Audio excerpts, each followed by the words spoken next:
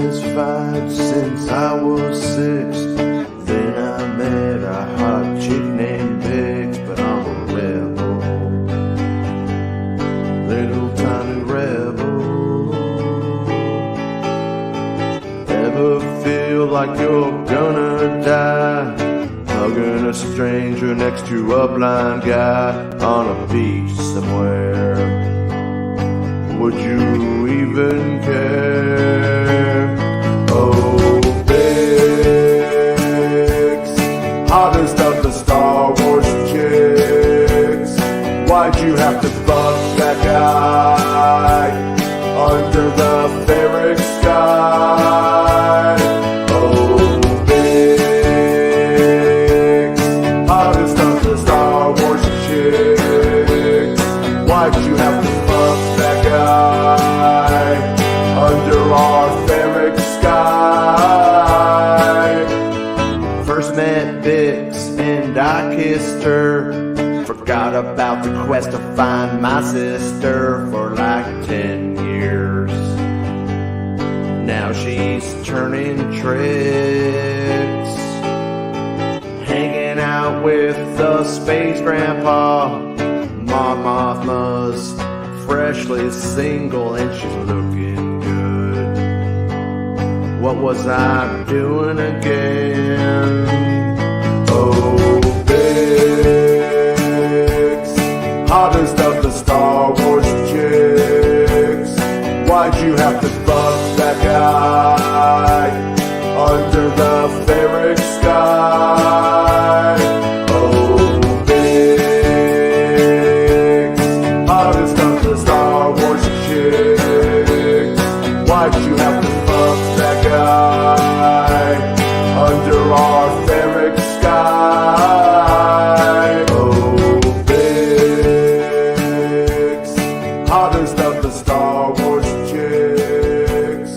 Why'd you have to fuck that guy under the ferric sky? Oh, Bix, hottest of the Star Wars chicks.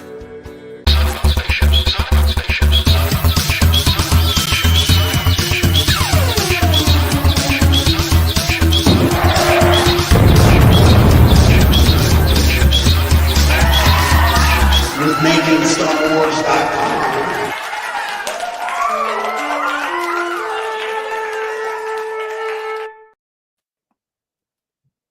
Hey everybody, my name is Jason from MakingStarWars.net, and with me as always is Force Ghost Rob, who has no name. He does not want his name on this shit. That's okay, I understand. And P-Thug, the comics Hi. bench. How's it going, dude? Dude, I'm stoked. I watched your guys' show the other day, and I'm like, I need some therapy maybe after watching Andor, to be quite honest. So, Or good reasons or bad reasons? I think both, to be honest. I don't want to trigger Rob. I'm afraid I'm going to trigger Rob today. So, Rob, I don't want to trigger you. So set him off. Set him off. That's what this is all about. I'm looking at everybody on the show who can trigger Rob. That's fair. I need one of those animations where like Ren and Stimpy are just seething under the surface. Like, yeah, right. It's just, all of a sudden he'll turn from blue to red. He'll just like magically just transform it. Yeah. You know, no, it was lots to ask you guys, because I'm the kind of person that loves to ask people questions that I'm feeling, and then they can kind of try to convince me to like think otherwise. Because I do have some, I love Andor. I want to make that very clear. So the day after Thanksgiving, we're having the airing of grievances, Seinfeld style, with P-Thug. General grievances. Yes, that's perfect. No, a little bit. I'll get more into it later. But before I do that, I don't want to hijack your show or anything. But I want to show Rob something. Okay, Rob. All right. I want to show you how legit I am for you. This is all for you, sir. I own this. I want to make sure you realize that I'm a G. All right. So okay. I'm not, when I say I legit like Avatar, I'm not just saying that to be like, no, I legit, like, I got this for my 29th birthday. So, because I asked for it. So, which, no, not a goof, right? No, like, right. It's, yeah, no. Wait, was it as a general grievance? General grievances. That's good. No, like the weird thing. Do you know anything about this version at all, or this release The at all? extended, Well, the because it extended comes with. edition.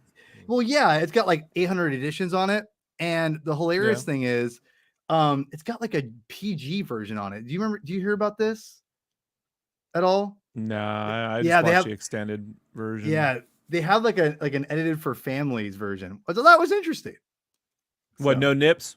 This is the No one I nips. got. Are there? It's been a minute since I've been there. This is the one I got. Oh, I had see, I had a horrible Jason I had the a, G2. I had a horrible adventure with it the other night. My daughter Really? saw the trailer for it and wants to see it. She's like, Dad, I want to see it. I was like, well, hey, we're in then. And so I got us the tickets and everything, but she never saw the first movie. And I own it in 3D. I tried to play it on the next gen system. It won't play 3D. It won't do it. Oh, It just fuck. says no, we don't care. So I got the old Xbox of my son's and we set it up. We like go to do it. The 3D glasses don't have batteries. I'm like, fuck. So then we go out, we go on this adventure trying to find for these guys, these old 3D glasses. Oh They yeah. have this little battery thing in the back right here. And that battery size, not so easy to find, but I found it at a drugstore for $10 each. And so I got it, yeah, $20, basically movie tickets. And so then so I get them, we go home, we put it in the old Xbox, my son's old Xbox, we start it, we watch 2 minutes into it, and then it just locks up. It won't even play it anymore. It won't do it. Yeah. So I was like, well, Penny, we're gonna have to bootleg this shit somehow. Because I don't feel bad about fucking bootlegging a movie when I own the fucking thing. So yeah, I agree with that. Yeah, totally. So I'm gonna find a way. Paid money for it. Yeah. Well, I told you I've ripped all my 3D Blu-rays and just stream them to Oculus. But when I watch them downstairs, I have one of those. What do you call those? Region free. They're not hard. They're like $200. You can get a region free 3D Blu-ray player that works brilliant. Because, sad to say, most of the fucking great releases. All right.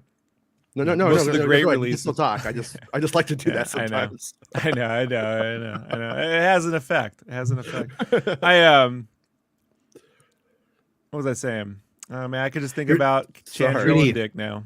Sorry. All right. Well, I'm gonna enjoy my coffee. I've never, about something. So I'm not a big video game guy, but I have the PlayStation VR thing. Can you watch 3D movies in VR or the VR headset? Do anyone know about that? Anyone in the chat? Well, VR is 3D. Whether it streams the 3D thing from the PlayStation or not, I don't know. That's just a codec. You know what I mean? Like the ability to do that on their end. So there should be no reason to. Okay. I would say though, your best bet is, I mean, get even an Oculus Quest 1, but the 2 is even better for resolution. And then just stream it from, there's a free app you can get called, what's it called? It's a free fucking, I'll get you the name later, man, right? Right. But, I appreciate it. Yeah, like it's like a big movie theater screen, right? And then you can just stream, you can do the Oculus Link from your PC and then stream it right in there. And I gotta be honest, man, I just sit back, I sit in an IMAX size screen, movie theater on my VR set, turn on Mad Max Fury Road or Avatar or fucking hell yeah, dude. Beauty and the Beast, Lion King 3D, and I just trip out. Like that's the closest thing to doing. Hit a joint and trip drugs. out. That's the closest thing. Just do it. Just get the shrooms. I get blown away every time, like a little kid. Like this is fucking. Well, the good thing about 3D and VR is you never lose any of the effect because you're seeing in 3D the whole time. Doesn't matter where you turn your head, you never get any of the. I have the VR thing, and this is what sucks, dude. My buddy basically gave me the VR for PlayStation, and I've only used it like once or twice. And I'm bad with video games. I'm so lazy and I need to get on it more. Anyway, I have Vader's Quest, whatever, for VR, and I've never played it. I need to Vader Immortal. Vader Immortal. Vader, Quest is a. I don't want to correct you. I know what you meant, but if somebody in the comments will, so I'm just that's fine. cutting out the middleman. I appreciate it. Jason, thank you for watching out for me. And the last thing I'll is and for those who are looking for Star Wars gifts for people, give the gift that keeps on giving, which is probably out of print now, but the IDW newspaper strips by for Star Wars by Al Williamson and what's his name? Russ Manning, whatever his name is. Is that the colorized version or the black and white version? Well, it's both. It's both. Interesting. Because let me show you. This is thanks, Jason. So Hey, wow. No, so this is black and so I have like the Monday through Friday, Saturday, and then it has the Sunday Oh. like color. It looks Okay, but cool. dude, I That's a love great it. book. It's great, dude. Al, this is not Al Williamson. He turns into Al Williamson later, but all three are phenomenal. So, in my opinion, Yeah. the artist. I'll get nerdy on you. Sorry, Meg. We'll let the woman talk. Sorry, in a second. Meg. Oh, hi, Meg. We're just You running can right say over. hi. You can just say hi Yeah, to her. yeah. I mean, come no, on. we can't. No, we can't. I don't bite So, usually. Ooh. I need to get her to animate my ghost. You know what I mean? So I could do the same thing. Like, I like it. I like it. So I'll animate your ghost for you. Yeah, do it. there you go. That way I could be like, So, there's Rob bouncing on my boy's dick. All right, go on. In terms of reprints, the best I've seen would be the Batman Year One recent re-release because they recreated the texture the of like newspaper. newsprint Yeah. paper. Yeah, And when they and it comes in 2 editions. It comes in the original newsprint version and the watercolor re-release, but they managed to the keep the absolute. paper feel. Yeah, Right, it's yeah. the absolute Jason. edition. Yeah, my buddy has that. Yeah, it's amazing. Every comic should be printed that way. I can't stress agree. when things I feel cheap agree. as shit. Yeah, when things feel cheap as shit, you just think they're cheap as shit. This is why like they put weights in headphones and shit, right, to make them feel like they're worth more. Jason, remember the Sega Genesis controllers? How cheap they felt compared to the Super Nintendo ones? You could hear them rattling around and shit. Yeah, that matters, right? Yeah, but it wasn't. But it went the other way. First, you're like Nintendo's controller's little. It is nice for my little tiny hands, but now I'm a big boy.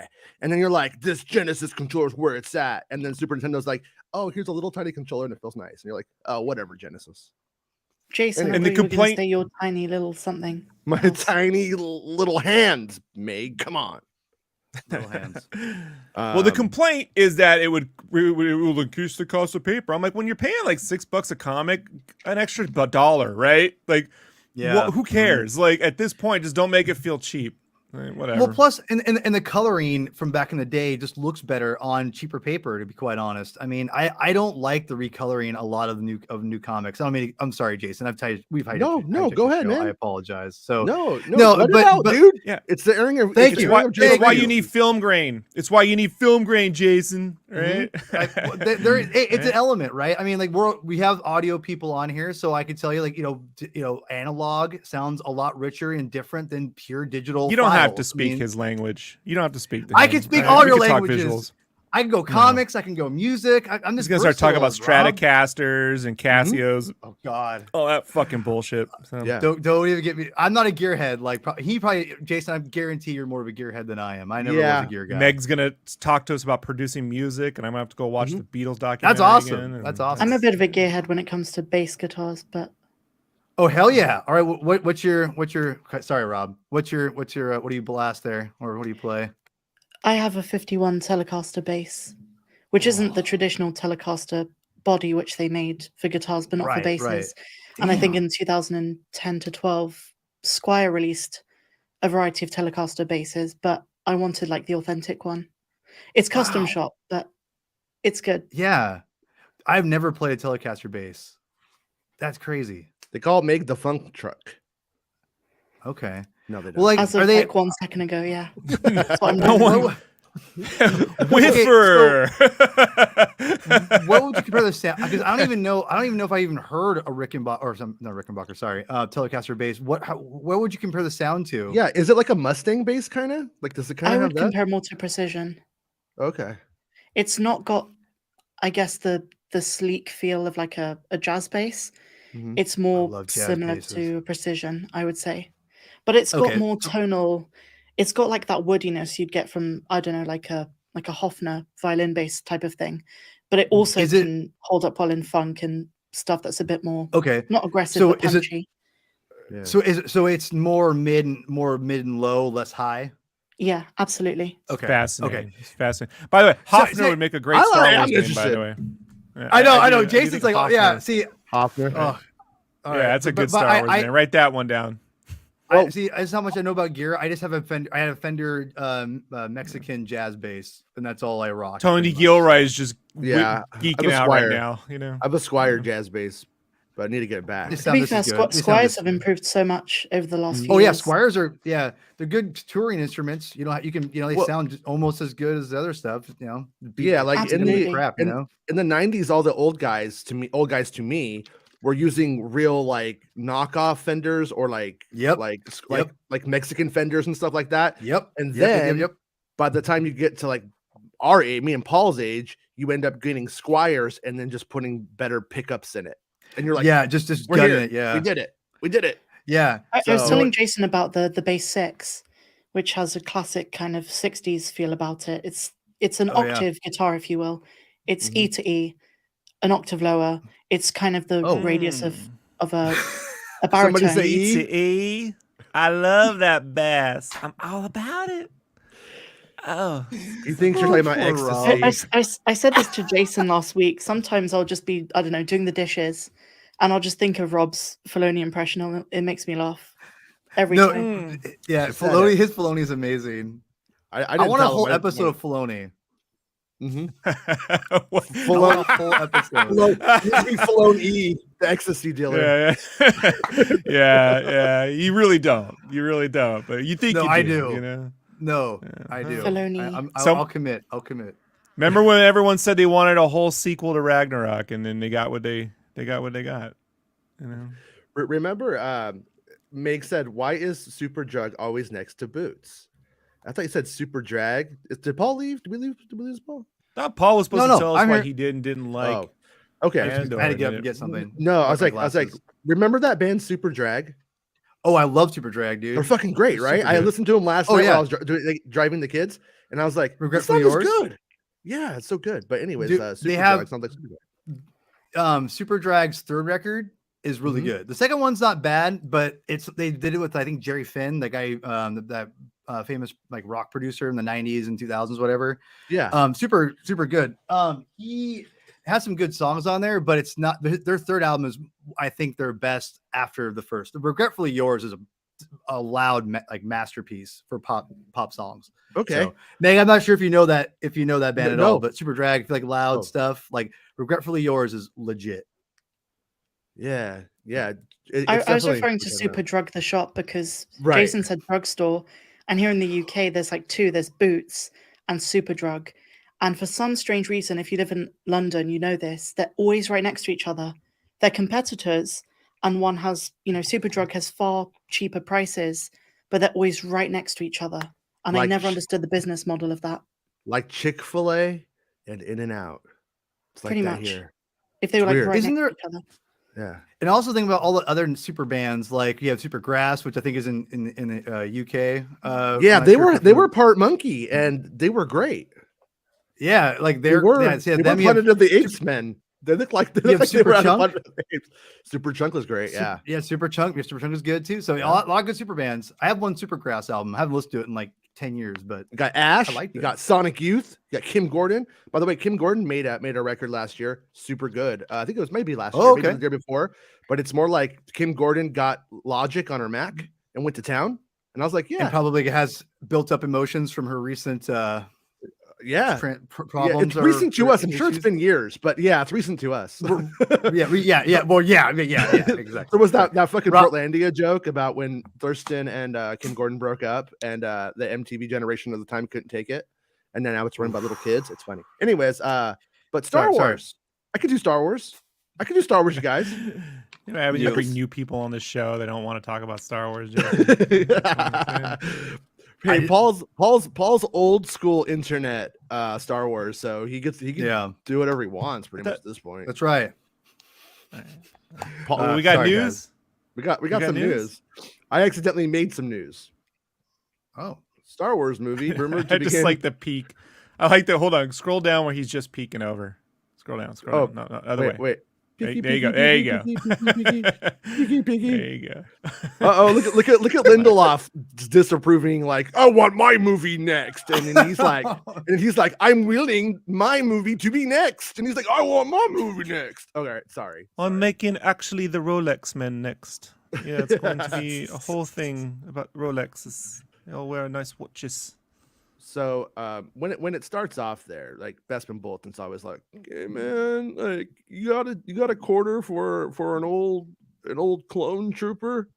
So if you want to buy him a coffee, you can. And on his website, bestmanbolton.com, you can do it. I did it the other day. So I'm not doing it again. Stop fucking asking me, dude. Just taking my kids to McDonald's, man. We just want to get a Happy Meal and get the fuck out. We don't have time to hear your whole fucking story. I'm sorry. Life sucks. I've tried. Okay. I buy you a hamburger. One hamburger. All right. So that's how it goes. Right. So anyways, the next Star Wars film isn't to hit theaters until December 2025. This is Bestman Bulletin. But according to a new rumor, pre-production on an untitled Star Wars movie could begin as early as April or May at Pinewood Studios, London. Berkshire. Sorry, he always says Berkshire on that one. The rumor comes from making Berkshire.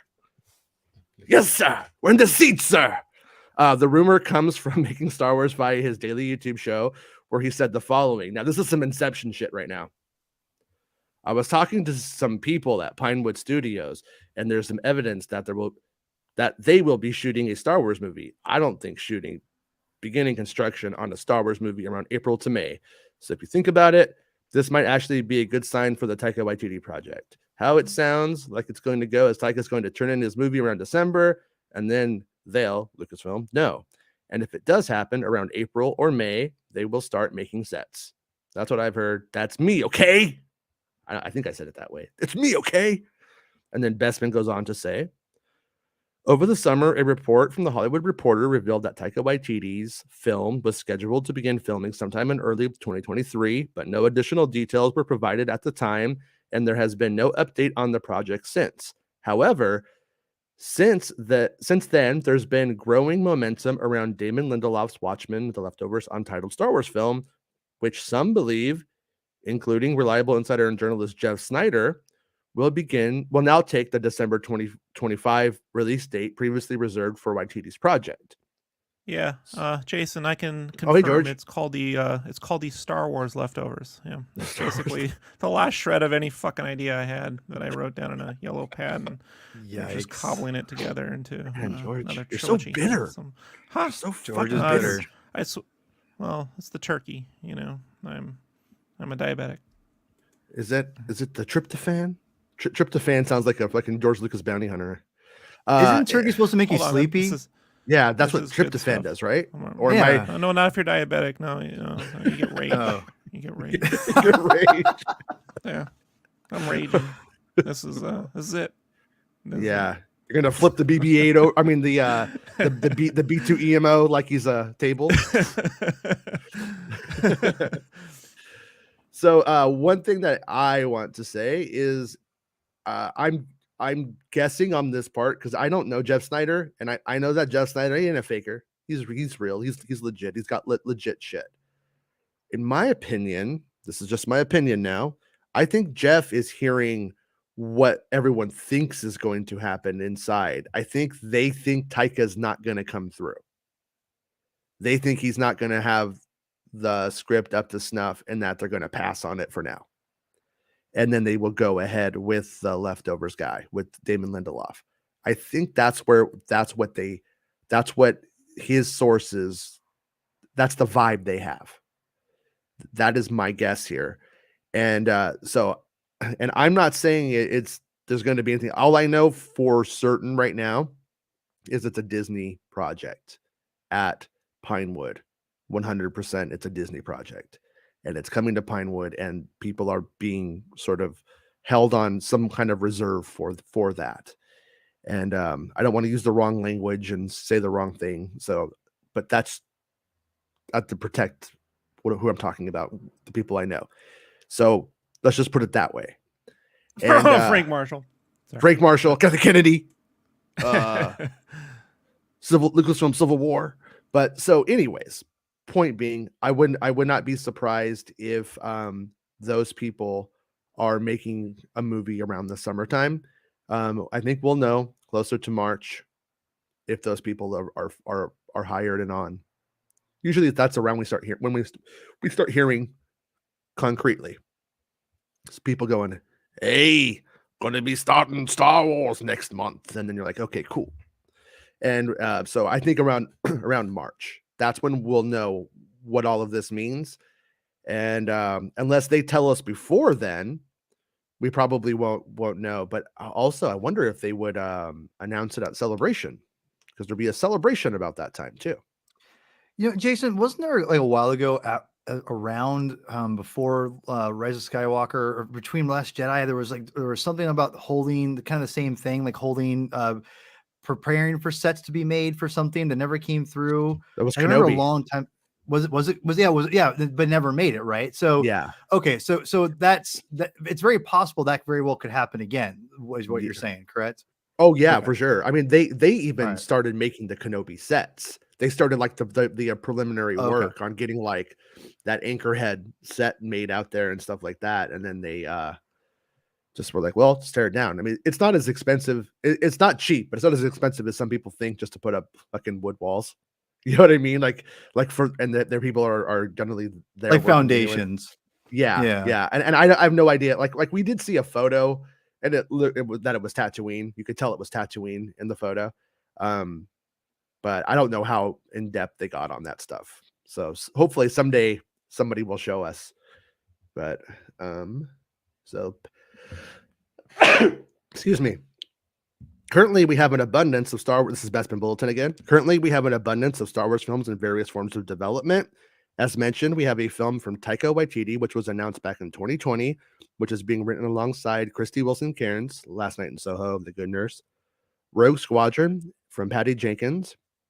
I think that one's dead personally, but I hope I'm wrong.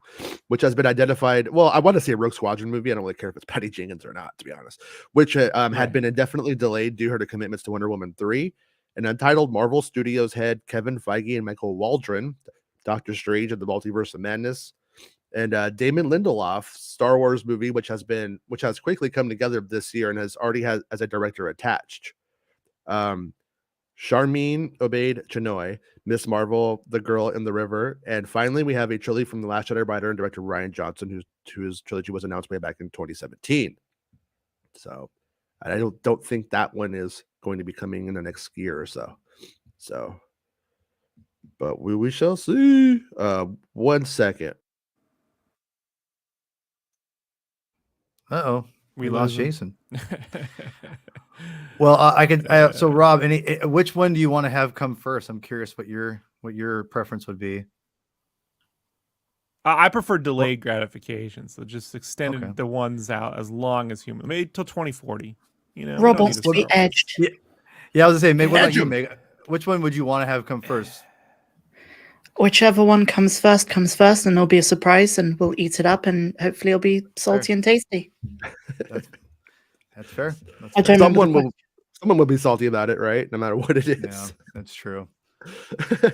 People love to complain. So, I mean, yeah, it's like I'm cool with the complaining thing. To be honest with you, me too. I'm a big whiner. When there's sincerity to it. Yeah. You know, when you start fucking bringing up breaks and shit, that's when you lose me. Just to be honest with you, that's when I'm like, word. That's when I'm like, okay, this is just a perspective for super chats, and you're not fucking fooling me, and you're probably fooling some middle schoolers, but not me. And so it's like but we were kind of talking before the or when we started the show, and we never got to it. Your Andor kind of like thing. Were you happy with Andor, or were you on the fence about it? Like where did you end up in the end? Okay, so just for the record, I love Andor. I make that very clear. I do. I'm kind of, Jason, you know me a little bit as far as like, for a while now, a little bit, and know that I can be a contrarian. Like I like to do that sometimes. I don't always like to go with the grain. I like to go against the grain. I like to like zig where people zag, whatever, and that's not, I don't like to do it just for the sake of doing it either. Right. It's just kind of how I usually do things. Now, it just sucks because, as we all know in Star Wars right now and everything we do, that it's, people love to like complain or put things on pedestals or downplay something. And, for whatever. And it just kind of bums me out because I tend to be like kind of in the middle of everything. And Jason, I relate to you a lot in that way because we talked about like things you don't love in Star Wars. Maybe you don't as much as other people, you still find value in it because it's Star Wars. And it just sucks because I feel like you don't have to tear things down to build things up or build things up and tear, vice versa. Right. So Andor, I love Andor. I make it very clear. I've loved a lot of it. I do feel it's weird that I've seen a lot, at least on my timelines, the people I've seen, their favorites, you see that stuff on Twitter. people saying like, this is the what Star Wars needs to be, and this is what Star Wars is, and this is the best thing I've ever seen in my life for Star Wars. And I don't want to take that away from other people because that's their truth, right? Yeah. But it's just weird fun. to see all that. Yeah, exactly. And so I see that and I'm like, okay, that's cool. I don't agree with that at all, but okay, that's cool. And then everyone was kind of hyping up the finale, and I've loved what we've gotten for the most part, which I'll get to that in a second. But the finale, I think I'm like one of the only people who just thought it was good. It wasn't like amazing. It was solid. I didn't think it was as good as people were saying it was or made it out to be. And again, maybe that's I think Kathleen Kennedy got him. Kathleen Kennedy strikes again as much. And I had some issues with some of the things they. You're back. That's awesome.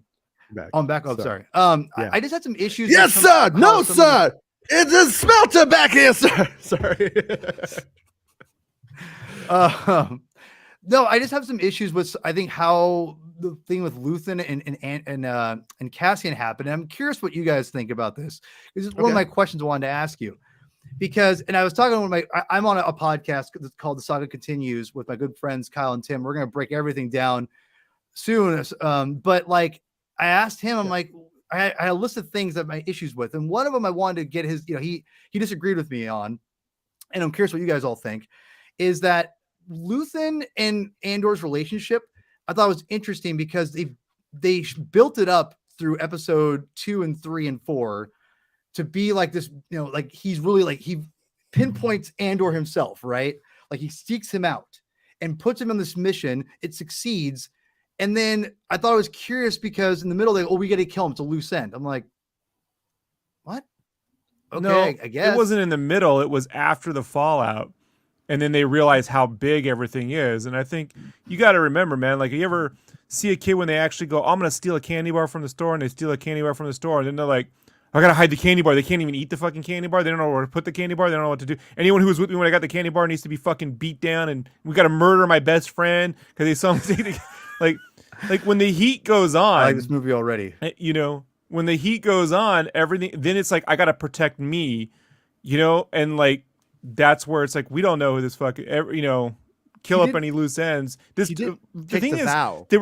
That's the thing. Yeah. I was about to say that, Jason, is there's a value to take when you actually join their rebellion. He was just a hired hand, an expendable hired hand. He was sort of banking on maybe that guy wouldn't even make it out of there, and when he's like the only guy who lives. At first, he's banking on him actually just joining them.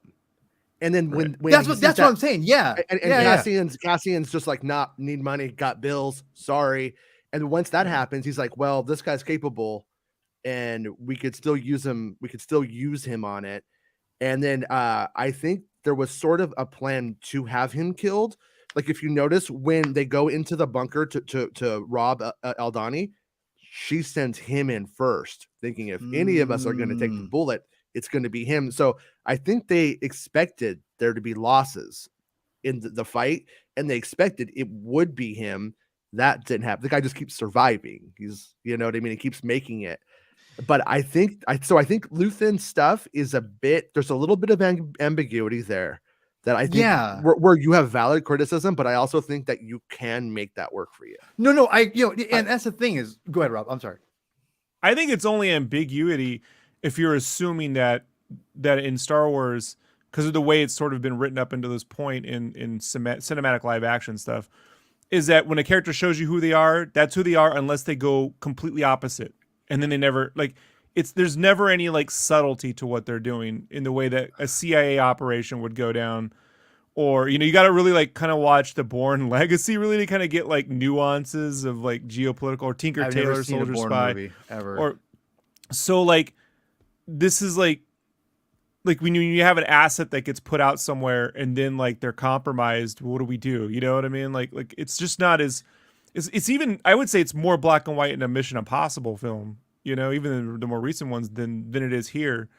And that's sort of what's interesting, is because for me, Luthen's the kind of guy who no one they all want to start something, and yet they can't even get their own shit together. There's 15 million different sections of things that can't agree, on one fucking, and even beyond agreement, they don't even know who's in their own little group. You know, like Luth, like Saw's like, who's working for you? Is everyone working for you? Who's working for? I don't know who's working for you. You know, Two's working for. I don't know. Two's working for me. Like there isn't a full group yet. Like once there's an actual rebellion, this stuff goes away. Once they're unified and they're like, Sure. we're 100% a rebellion. Rogue you know, One, like Rogue One shows us they really don't. We won't even get that in the Andor series. no. Like in Rogue One, they don't. They're like a committee who can't agree, and then it's not until the Cassian's Death like, Star "We're going in one." plans, the gaining the Death Star plans, and then the destruction of the Death Star is really what creates the formal rebellion that we know. Like that's really the fire is like showing the Empire can be defeated. You know, like and that you first see it in Rogue One where they lose, but it's not like a spectacle. The Death Star being blown up, I mean, everyone fucking heard about that, so that just starts the dominoes falling. So, look, you could say I prefer a character to give me their exposition and let me know where they stand, so I'm not wondering about it. But I always say that, okay, if the guy who made it explains to you what's going on, and then you go back and watch it and it's there, then it's there. It's not. What I don't like is when you watch a movie and someone has to explain it to you, and then you look at it and you're like, yeah, I think you're making that up to make sense out of this. That's not there. It's here. Like it actually, all this stuff is here. It's actually happened in the story, but they're just not doing like they're not exposition lording it. You know, like there's a lot of visual. I can do that with the prequels for you if you need me to, Rob. Just let me know. This is why when we first started watching the series, I'm like, this reminds me of Jackie Brown. When Jackie Brown came out, people were expecting more Pulp Fiction. It wasn't liked when it came out. You got to remember. I remember. Yeah. It wasn't liked. I'm your age. And I get it. Yeah, and I remember. And Yeah. the biggest complaint came from It's my second folks favorite complaining Tarantino about film. Robert De Niro in the movie, not saying anything. Everyone wanted to hear Robert De Niro give one of those Quentin Tarantino, speeches, and he's just sitting there reacting. He's doing a lot with his face, and you look at it now, you're like, that's genius, like because you could see what's going on, but that's not. Like that's not something that goes well for someone who's like, I just wanted to see him raise holy hellfire and the Big Macs and Big Macs. I have rebuttals, but I want to make. I don't want to assume you have anything to add. I don't. Yeah, I just want to make sure I give you a chance because I do have some rebuttals. I want to go to you guys, but I want to give you a chance if you had anything to add. No, not really. Okay. The last thing I'll just say to go back is the way I interpret Luthen is that like I totally get what both of you guys are saying. The only thing that I would say that I have a problem with how it works is that Luthen comes in, he risks his life to get Cassian. Basically, it's like him doing this it's a big deal, and so he makes it sound like he lets Cassian put a blaster to his head. Like it's not like he's just like, I recruit you, come on, let's go over it. He like gives him like valuable things. Like this is all deliberate writing in the script. So it's not like it's, just kind of nuanced, interpretation. This is full on like Luthen's putting himself on the line for this guy. At least that's the way I perceive it. And it's just weird that he's like, oh, he survived. He didn't want to join. We got to kill him. It's like, I don't know. It just seems it's a little. But if Luthen was a character, if Luthen was a guy who was sitting there telling Diego Luna or Andor, you're really great. You're really great. You're the best. I believe in you. And he's like, no, I don't believe in myself. You believe in you. You could be the best. Everyone would be like, this guy's overhyping this motherfucker. Like if that's the way they wrote it, you'd be like, I don't believe in this guy. It's like it's like the problem I have when people don't want to watch Mission Impossible because they go, everyone keeps saying how great Ethan Hunt is and I don't like Tom Cruise. Everyone keeps saying how Andor is and I don't like Diego Luna. I don't feel anything for him. Like that's one way you can write that. The other way is to have a character who's, I went this way and I believed it, but now tomorrow I don't, because I got my own shit to cover. That's just a more human response. No, I agree with that. I think that's the way I definitely took it. It just was, I thought it was just ended kind of weirdly, especially with the very, very, very, very end. The only thing I wish they would have done then, because I love Luthen. Luthen's my favorite character of the whole show. I think he's fucking amazing. And like just for the record, I just wish they would have maybe before we saw him interact with Andor, something would have tipped us off to like, hey, I'm going to build this guy up like how we did in episode 3, but maybe have something to kind of explain that like everyone's expendable and he's willing to put his life out for even people he thinks are expendable. That's just, he has to live like that. it's just not All right, but completely... that's you having seen the whole series and then saying No, if I could go I back and agree. rewrite That's it, why I which thought- no that's one why- can do. That's you why I know. thought it was jarring, a little jarring the way he's like, "Oh, we need to kill him." I thought that was all him. That was all for show, to be honest, when they were mentioning it. And then when he shows up, and then I'm like, "Oh, he's actually there to kill him." And then Cassian's like, "Oh, you're there to kill me." It's just that wasn't, I thought, as clear and as precise as people maybe make it out to be. That's just one thing. You guys all helped me understand that better. Well, Luthen always one thing- lies. Like Luthen constantly lies. Remember when he's in the true. elevator talking to Weasel Dick, and Weasel Dick is like, Lonnie? "Hey man, they got this chick and she's after us," and he's like, "Oh, that's great, that's perfect." He's like, "You have anything to do with that?" Nah, nothing to do with it. Like he's just lying all the fucking time. You think he think at that point he thinks that's great?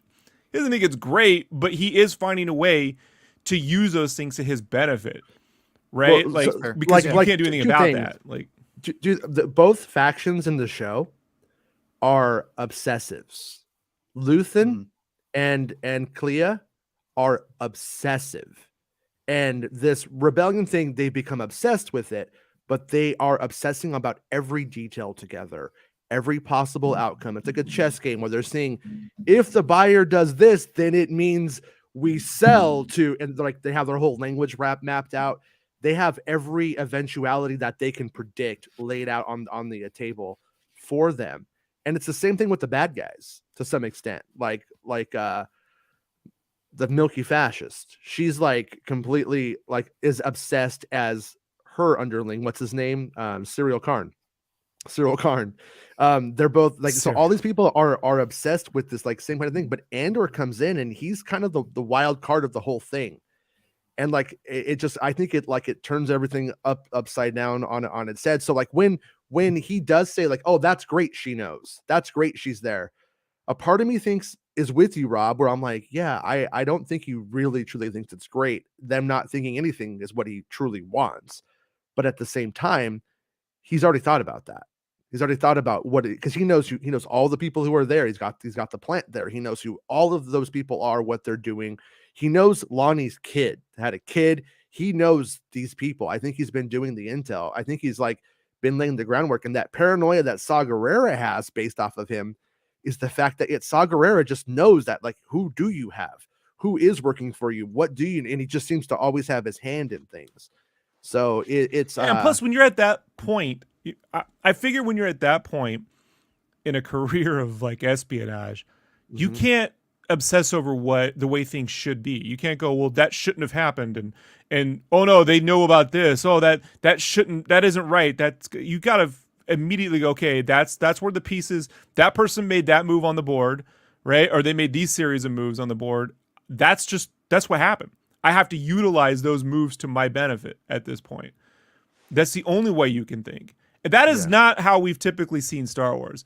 Have we seen Star Wars so far as like, hey, the Empire's doing this, we gotta react, everyone ready, go, get in the ships, you're just like, whoa, hold on, maybe we should think, no, all the ships, get all the ships, get every ship, put lasers on them, Star Destroyers, just fucking get all the shits, get Naboos, get Nabooties. I mean, that's another. That's the other. Well, planet. you reminded directly me behind Naboo. You reminded me, and wait, rest in peace. Yeah, McCollum threw that one in, and they had to trim it out. It was in that edit. You can see them watching the Nabooty footage, and yeah, exactly. That's the guy with coke blown hair. But what? Oh, okay. My favorite, I was rewatching the making of the Phantom Menace when they're watching that first screening, right? And then he just has his hand over his mouth and his eyes are wide open. Like it's just, could you imagine, like, Jason, you show me anything you made and that's my reaction. What are you gonna do? But no, here's the thing is, when that happens, they are obsessing over structure. They thought everything about the Phantom Menace was fucking amazing. They did not go into that villain like, oh no, there's going to be like a a strong generational long reaction to this movie. They didn't think that. So That's why Ben Bird's saying in the span of 90 seconds, you're doing this and going to this and going to that. This is exactly. the opposite of the show. You're not going from this to that in the span of 90 seconds. Yeah. You know? So yeah, that's just, again, I just think like, it's not that I think people should be convinced to like, well, this is how it is. I'm not doing that at all. I would say though that this is what happens when people say they should be adapting books into series. This is like a book. This reads and feels like a book, you know, and that has been adapted into a series. Only the book doesn't exist. They made it up as they went, you know, so it's crazy. But Today on Reddit, and the bricks on Reddit, I was reading about people talking about me and Bespin's sources and who they are and how it works and all this stuff. And I could tell you they couldn't be more wrong. But as I was reading that shit, I was laughing. I was like, these people are coming up with this. How do they even understand the Andor show? You know what I mean? I just love how is this on Reddit? Yeah. Did you see it? They're usually full of shit. So yeah, they're completely nuts. You see, so two things. One, what I like about this artwork is you see it, and then this is what they built. Art's incredible. It's been bothering me, like especially on the Boba Fett. I think that was the one when we'd see the artwork with like giant lighting and like even like when they're in a fire pit, and then you see the episode and you're like, what happened? What happened to the art? Like, why is he just sitting in the dark with his hands tied behind a pole? But this looks like what they built. Yeah. You know, Well, like, one of the things that Jason, the interviews that with Gilroy that I thought was really fascinating because, you know, granted, like I think Andor is probably my second it's either my second favorite Star Wars series behind Mandalorian season 2. I think that's still the GOAT in my opinion. This is my take. But the thing is, I thought was really fascinating was that Gilroy, like he just squeezed every penny out of that budget that he talked about. And in what you said, Rob, like he didn't have room for edits for deleted scenes. They knew what they wanted, they got what they wanted, and they knew what the scale of what they needed, and they didn't waste time. They didn't waste resources. And I like what you said, that it looks like what we have on screen. And that what happens a lot as you know, I have all the art of books, I think for all the current ones anyway. I don't have the new High Republic one yet, but I love art of books are my jam. And you're right. Like there's so much stuff. You're like, why couldn't they make this? Why, you know, it's part of it is, you know, just scale and things like that. And especially mostly in the original trilogy more than anything, but yeah, you're right. Like it's nice to see something where you see it develop into what we see on screen rather than like a completely different thing they couldn't do for whatever reason. And you have it like there. And again, that's, I think a testament to the team that they have there at Pinewood and the Gilroy and everyone, all the creative processes and everything is that they made something that it's so on track. The thing that gets me is, you know, I made a point the other day on the show was that, you know, normally we get like a one note planet, like an ice planet or a casino planet or something, right? And that Ferrix has turned out to be a planet where we really know it by its culture. However, its motif has been there the whole time. It is the brick planet. And not just because they put bricks in the houses, but because when you die, you become part of the planet. You become part of the culture. You are there giving shelter and warmth, right? You become part of the infrastructure. Like you become part of what you help build. Important and that's question, part of their Rob, culture as well. Would you eat fire baked pizza from an oven made with Ferrix people? Think about it. Marva pie. Yeah. I need some Marva pie. Man, this Marva pizza. That's a big pizza pie. But they probably have really great pizza though, right? All that brick. Yeah. That's what I was thinking. I was like, let's probably get some pizza there. They look like a pizza people, don't they? That's why Star Wars Theory doesn't like the bricks. He's not a brick oven pizza guy. Like semolina. There was a Slash Film article. The article's it's on slashfilm.com that you could read, but it highlights this tweet from Gary Whitta, the very salty Gary Whitta. Years ago, my Rogue One co-writer Chris Weitz and I had a cool idea for a TV show about a Mossad-style rebel team hunting down Imperial war criminals who fled and disappeared after the fall of the Empire. Could have been a cool book into Rogue One. We never did anything with it though. So he's trying to put that one out there. Put that one out there. We did it. Woulda did it. Woulda, coulda, shoulda. Woulda, coulda, shoulda. Come on, that's so I'm on fire today. Like, no, it's just look, man, that guy, like I don't mind him, but Yeah. it just never looks good for you when you're a working professional to go, I had that idea, and we just never got to do it. And I went like shit, man, dude. You know people. If you were fucking someone they like talking to, you could pitch the same fucking. I mean, no offense.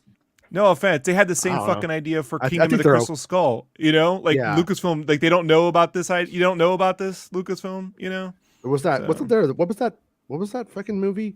The was it a Spielberg movie? Am I remember? Am I making this Oh, movie you're talking up? about Berlin. Berlin, Munich. yes. Munich. Yeah. Yeah, Munich. or whatever. Munich. Munich. Munich. Yeah. There's Yeah. that movie Munich. It sounds sort of like one of those kind of movies, maybe. Yeah, I mean that was one of the pitches that Harrison Ford wanted for Kingdom of the Crystal Skull, for Indy to be hunting down war criminals, Nazis, and I'm like, yeah, that's what they should have been doing, And then he could have stumbled onto the UFO shit out in Argentina. Like, why did why did all the somebody Nazis say- go to Argentina to go get the fucking UFOs? Like it could Hey. so close with that one. So the rumor Wow. that keeps going around is it's called That looks what's like it he was called there. the Dial of Destiny. That's what they're saying that the Indiana Jones movie is called. I got nothing on it, guys. Not saying it's not it. Got nothing on it though. Got nobody Not going a fan out. of it. If you Sorry, want I'm to know, having an allergy attack again. This is not stopping. Good times, but I don't think it's. I don't. It doesn't feel like a good title, but this picture right here. What do you guys? Can you tell? I don't know. We thought that was Indy when we saw the leaked trailer. Indy seeing himself, but that looks like it might be a Nazi or something. I don't know. I don't know what that is. Yeah, That looks like they impossible. put level of detail into fucking, if you know what that is. It's loading. It's like that new Pokemon game. It loads up the low res dude 3 feet from your face. Oh, really? Fuck, I Okay. know, man. I mean, Yeah, I that don't could know. be, it could be just, Skarsgård, or, they're everywhere. Those Skarsgårds. I mean, right there's Toby Jones to our right. And I believe Toby Jones is in the flashback stuff. So this would be Last Crusade era 1944 Indy with Toby Jones. And they're seeing somebody popping through. But I don't know. It looks like that looks like I think they're meeting like It's the a Phantom Nazi. Train of Doom.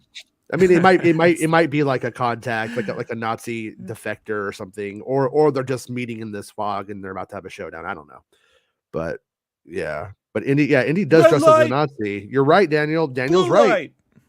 No, Indy is dressed as a Nazi.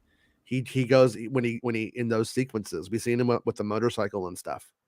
So Maybe they're able to see images, and it's not like he's seeing himself. He's just seeing, Well, what I mean? Like this they is- drive this through the is- fog, and you know what though? That wouldn't make sense still. I don't think, because this is young Indy.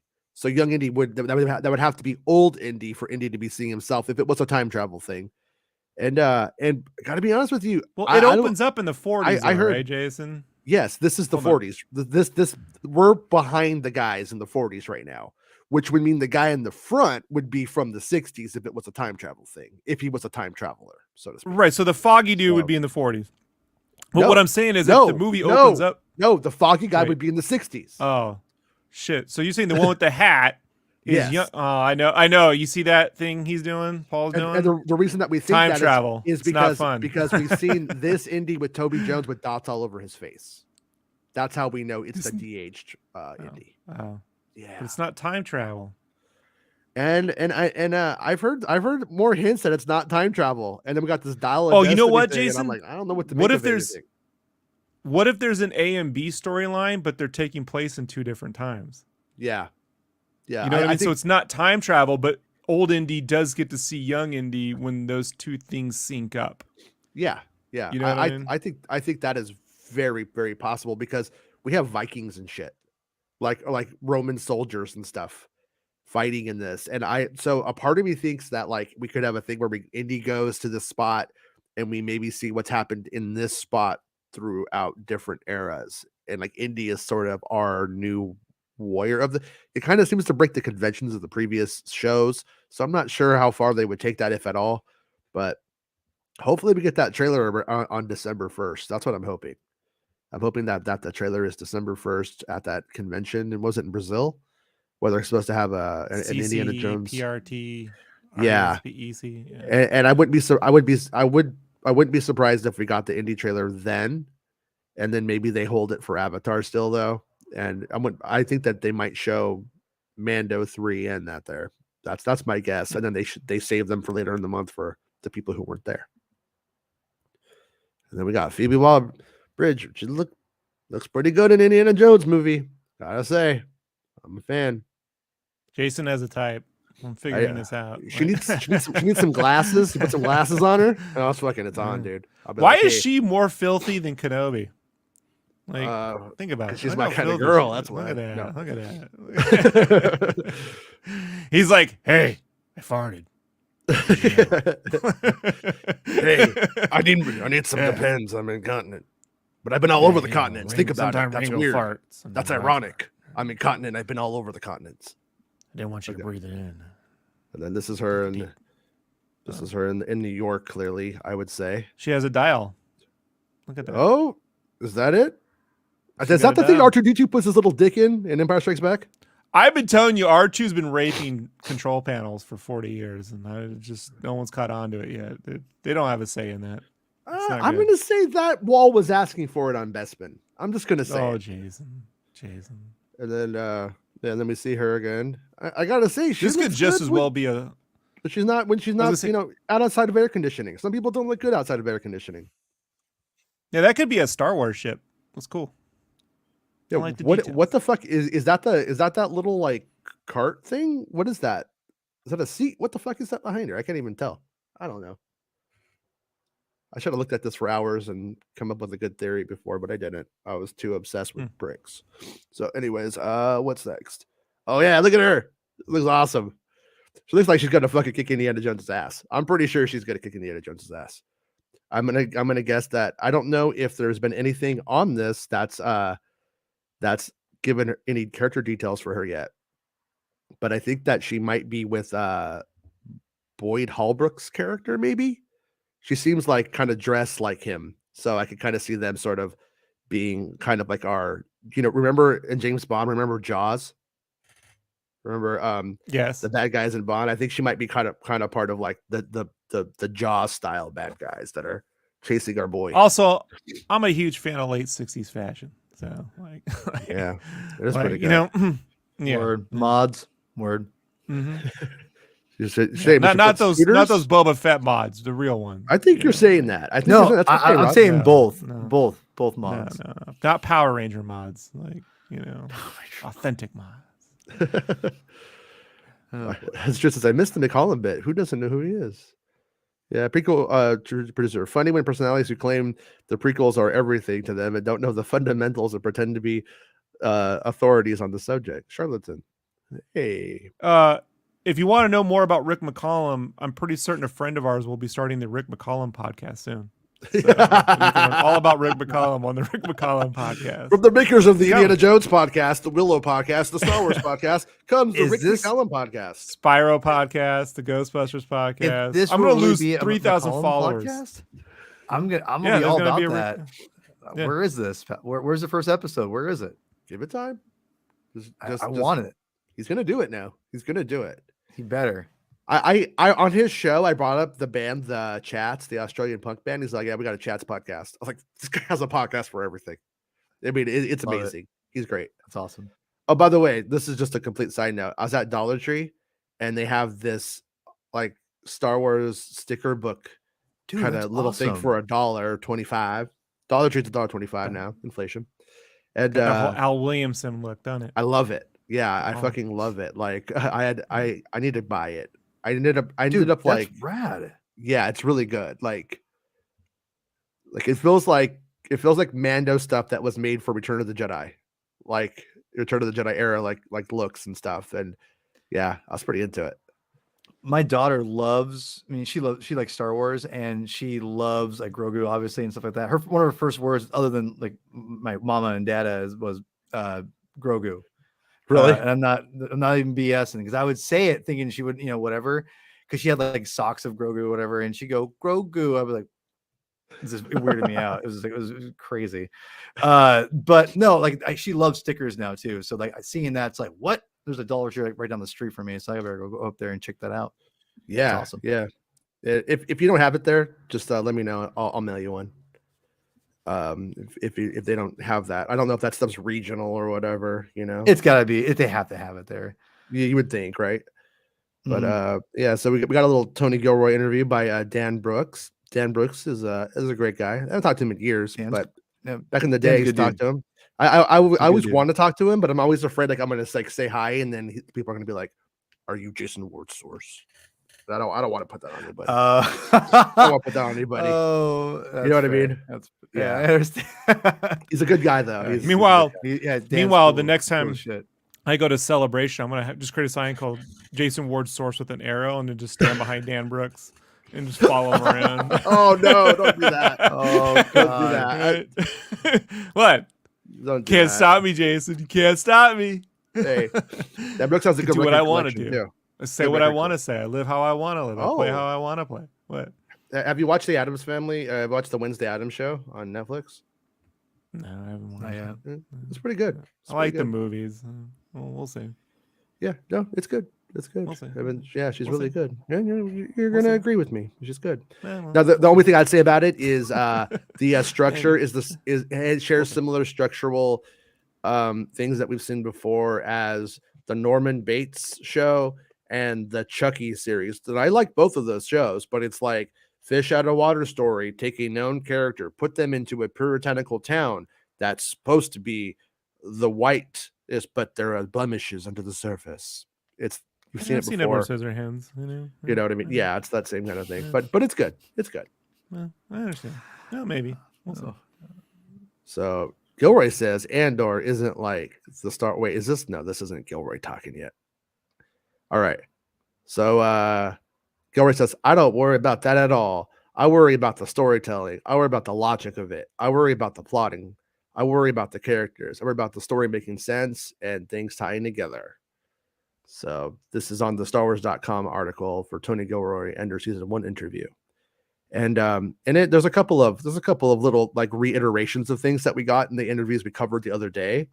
He goes on to say, I think everybody was kind of aware of their side, that there was not only an opportunity, but a need for a new lane. Gilroy says, if there was a billion beings in that galaxy, surely there's a billion stories there. And they don't all have to do with lightsabers and Jedi and Luke and Darth Vader. 1000%. I mean, other people are living their lives, and there are incredible events that are happening. So that is I think that's the most healthy perspective on Star Wars that you can have. Star Wars isn't that one thing that you liked or the first thing you saw that got you into it. Star Wars, it's an amalgamation of genres and ideas and concepts that could go a million different ways. Some will be your cup of tea and some won't. And that's okay. Mm-hmm. We're making this shit after we're dead. So these are regular real people. So talks about a little bit about Diego Luna. He's just an absolute perfect collaborator. He's rational, he's imaginative, he's energized, he's passionate. He was really excited almost from the very beginning about everything that we were doing. And but there were a couple of things where he talks about, like in this article where he brings up our boy Gollum. I'm still gonna call him Gollum, and like kind of goes over that. I think he backtracks on his language a little bit about whether he lives or not. What's his fucking name, dude? What's that guy's name? Kino. Yeah. I can't remember. That's the one thing I will say about Gilroy. My one critique is I can't remember his character names. I can't remember anyone's name. I can't remember it. I don't even know who P-Thug is. He's Paul. Come on. Paul, come on, man. The idea that hey. All right, nice to meet you, Keith. B2 says the idea on B2, he says the idea was that it was a dog, an older dog. And StarWars.com, right? He credits creature effects supervisor Neil Scanlon and the creature department with developing a design quickly, noting that they only looked at a few drawings before picking what would become B2. And then it says we were all smiling when they saw the end result. And I think on the first episode, I was saying, like, this is when everyone wants their pets to be able to talk. This is what it's going to be. It's, why don't you take me to the park anymore? How come? Yeah. What happened to the cat? God. What happened when the cat went away one day? And you're like, oh no, man, we can't have this conversation. Like, oh, geez, it's breaking my heart, you know? Yeah. But you see, the thing is, Rob, that's all a facade because, behind your back, they're translating the Dead Sea Scrolls, doing some Oh, deep philosophical thinking. And it's all fun and games until the day your dog asks you, what's the meaning of life? right. Did aliens Meg, create humanity? You weren't at the theater with me in 2003 or 4 when I saw Cats versus Dogs and was railing about how they just missed a giant opportunity. About how cats used to rule the Egyptians. And now they've been brought down low to a litter box, right? And the dogs took over. I just felt there was a war there to be had, and that premise was never fully utilized. Well, History I want Channel the told Tony me Gilroy version of UFOs Cats versus did Dogs. that. It wasn't UFOs. Just put that on the cats. They're like, it's not us. Look, it's there's the a cat. story. Like it could have seen how that happened, Jason. There's a whole story there. It's a billion cats in the world. There's a billion stories. And then he talks about the casting of B2. And I remember That's having really a cool. list of audition pieces and watching a bunch of them. My brother John was over there one day and he goes, I'm not hearing anything here I like as much as Dave. He goes, this guy's really good. And we went back and we were like, man, let's just keep him. So that's his voice. And that was a great phone call. It's my voice. No, not you, Dave. Not I was you. like, oh, Cassia. Oh, Dave Chapman. You're not in let's it. Go get some froyo. Let's go Yo. on. Oh man. Yeah. He's always leaving. I heard Dave Filoni's audition tape, and he's like, "Ooh, Marva, you're a cougar. You're a cougar." That's not what they wanted. Let's eat some Marva pie. You know what I'm saying? No, that's not what the. pie. No. Wow. Tell you don't want a whole show of it. You don't. I do. I think you do. I love this. I do. No, I do. I want the whole show. Yeah. It's got to be contained. Then he was overwhelmed when he was cast, which I can understand. That's a pretty rad. That's awesome. Pretty rad moment when you Anthony Daniels did, man. Weren't supposed to be the voice, and then you were so good, you became the voice. Wasn't Chapman the operator for like BB-8? Yes, I believe he was. Yeah. Yeah, he was it was the operator, so he was doing the lines on set to like make it work and to like make it line up and stuff. And so then they were like, well, he's better. And I think that's always probably going to be mostly true to some extent, because he's the one who's doing like the emoting, so his rhythms and stuff are probably sort of just natural. But what do I know? I've never done puppeteering like that. So he says, Gilroy goes on to say, I've done action for a long time, for a long time.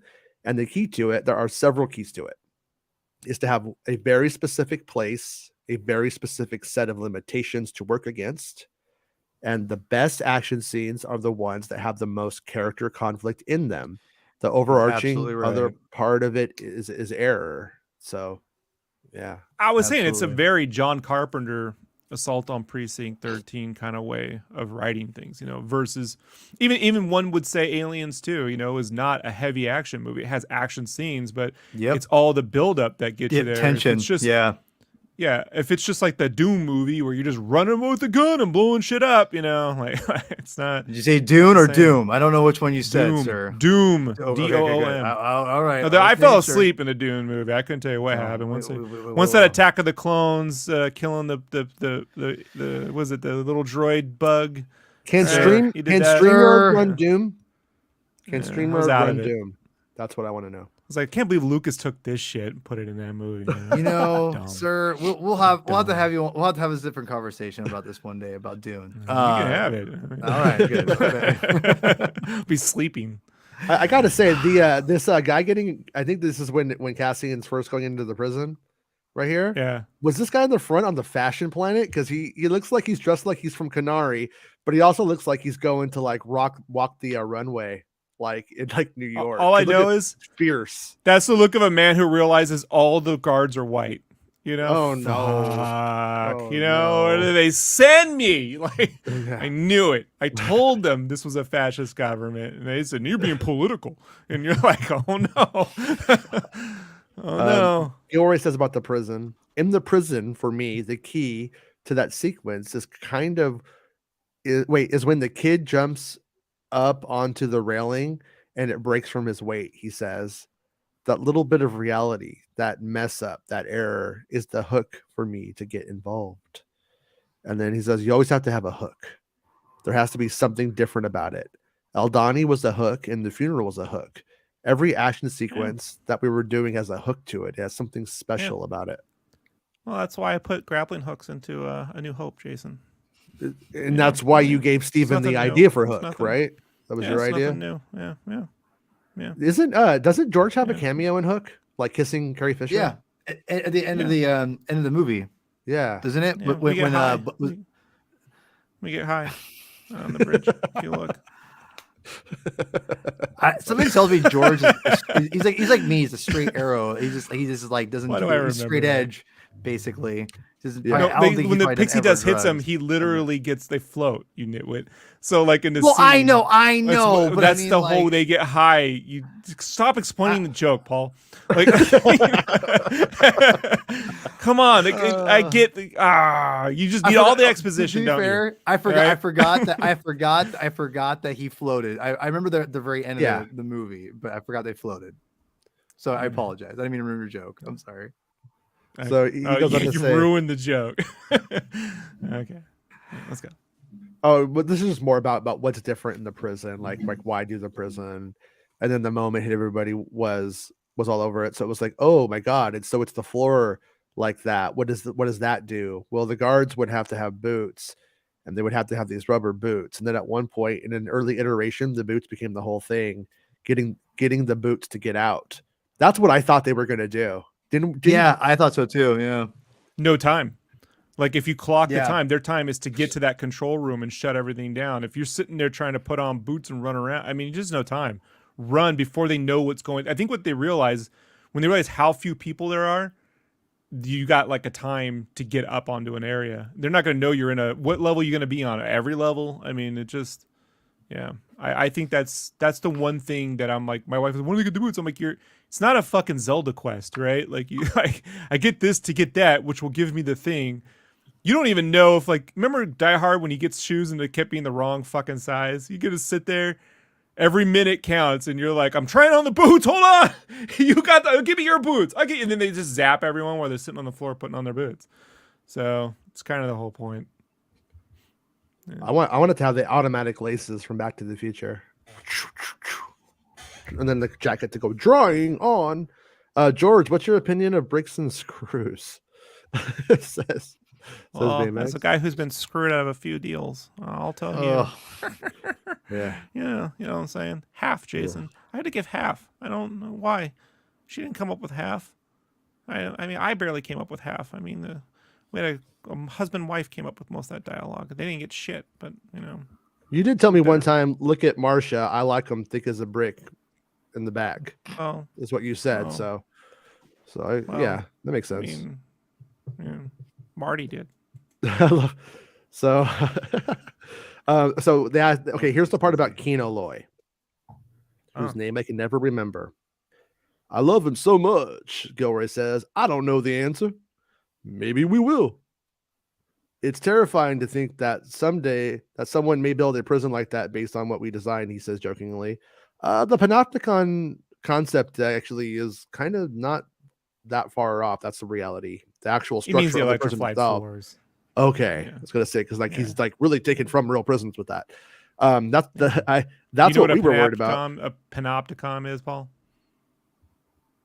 Yeah, so it was this prison that they built in the late 1800s where it's circular and then all the cells are on the outside, and in the center of it is the tower where they'd be watching you all the fucking time, 24 hours a day. So they didn't even need to put cages on there and shit because you would just it was deemed evil, seriously evil. They had to ban them because people would just go crazy, feel like they're always being watched.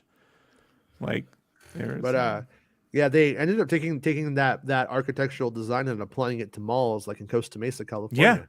Where but it works the opposite way in that sense that the Panopticon also keeps people out, undesirables, meaning homeless people that aren't going to spend money according to the mall.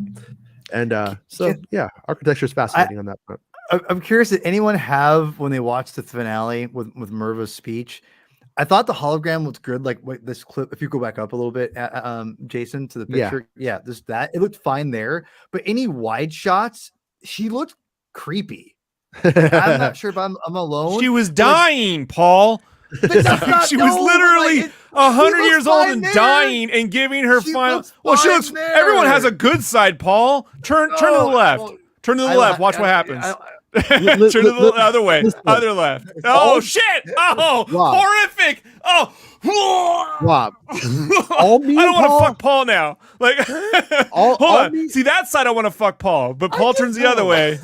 Limp dick. You know. I think it's also Listen. just like no one in holographic form looks good in Star Wars.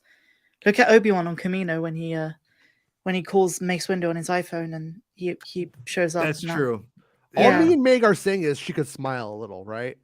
I also think it's deliberate. Like she was larger than life because it's meant to symbolize, Right, how right. the little guy can rise up and take on the oppressive regime of the Empire. But in terms of creepiness, as Rob says, I think it's just because she was dying.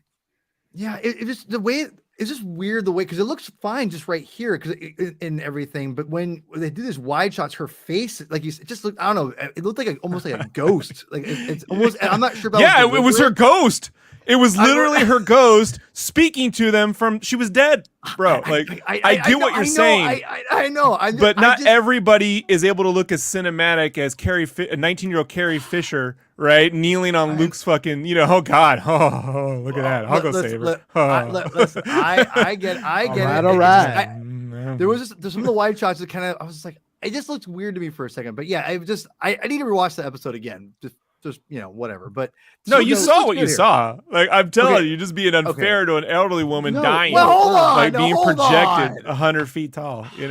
Oh, come on. Well, look that's at who we've now seen giant holographic people for. A giant holographic person was the Emperor originally in both iterations of The Empire Strikes Back, which one was a monkey person, and then the other one was Ian McDiarmid, and just being the bloated Palpatine. And then we have Saw Gerrera in Star Wars Rebels with this big old head. But before that, we had That's true. Snoke. We had giant That was Snoke. Carrie's idea. And in this one, Carrie. I mean, we have the one. I mean, she is in some ways the person who would be the least likely to actually hurt you or anything. Is an elderly woman on her deathbed, and she's fucking huge. So there is Actually, something inherently Jason- kind of like sort of off about it, but I don't think it's like a mistake because of like what makes See, sense. Jason, No, We yeah. was gonna give her a Snapchat filter. She's gonna get ears and a little tail, a little pink nose, right? Because she already blue. May as well make her a little blue person, right? And she's gonna have that to whip a tail around. She's gonna look or big googly eyes. I love Right. the big googly eyes, right? How about she had big thumb face like Paycheck? Know what I mean? Got big old teeth Hey. and shit. She's just like all teeth and roses. It's gonna be bad. No, Rob Spallone sounds like a horror movie character that's really nice, but that the minute you go to sleep, they kill you. No, Yeah. That is literally what it's like to go on a date with that dude. Man, like, welcome to Tinder. Like Well, and just for the last thing I'll say about I had no problem with the story aspect of everything. I love the idea of a hologram, like basically Will, right? Like that's a brilliant idea. So that I thought was really interesting, and I thought it would be cool to have that in maybe in future things, like or as devices for other stories, not just with Andor, Darth but other Vader, stories. Boba Fett, someone with some cool No, armor. but like, right? Yeah, never the elderly. They fucking look even- weird, don't they? no, it's not what I've never written this down. Rob's just busting your balls. Rob just got you. I worked with elderly for many, many years. I worked in senior care. I have black friends. love I senior understand. citizens. Yes. Oh, stop. Oh my God. It's not racist. It's not black friends. Hey, I'm nice to the old people. My grandparents are old. Yeah. My ancestors are old. All right. I get you. No. It's not cinematic. I understand. Yeah, I was, Maybe we could just fan edit her Funko Pop in that scene. You know what I mean? Like she's got a Funko Pop, right? Like you can just put that one in there, and that'll be great. I like these costumes in the story and on the planet and in the culture and stuff like that. But I fucking hate that costume when it was the captain on that Star Cruiser hotel. Like they did. Yeah, that it little only cute makes little thing. sense it only makes sense here because this looks like something that probably should have been like in the Phantom Menace, right? Like, or maybe like that. Like it's an older uniform, like a World War I, right, style uniform. And I get breaking it out during a funeral. Special occasion. The problem is if they were just wearing it for normal, you're like, not this era. Like, maybe 50 years ago, like a Panaka. I could see Panaka wearing one of these. Do you think that it, like in the past, like not in the show, but like in the past on Ferrix, like this band comes out and they play their little do song, and then those people from the Boo, that band shows up, Augie's Municipal Band, and just fucking blows the fucking roof off the place, and there's like a whole "you got served" element to it and a competition? Peyton Reed directed the last episode of Mando season 2, and he's going to come back to do that one. Yeah, that's why they got Peyton Reed back. That's why they got Peyton Reed back. He's going to do that. Minus Ant-Man and the Wasp. But she says so Gilroy says this is a piece of their ancient traditions. This is a piece that's just not about Marva or Cassian. It's about this people, and this is a tradition that all of them would know and that all of them would naturally connect with.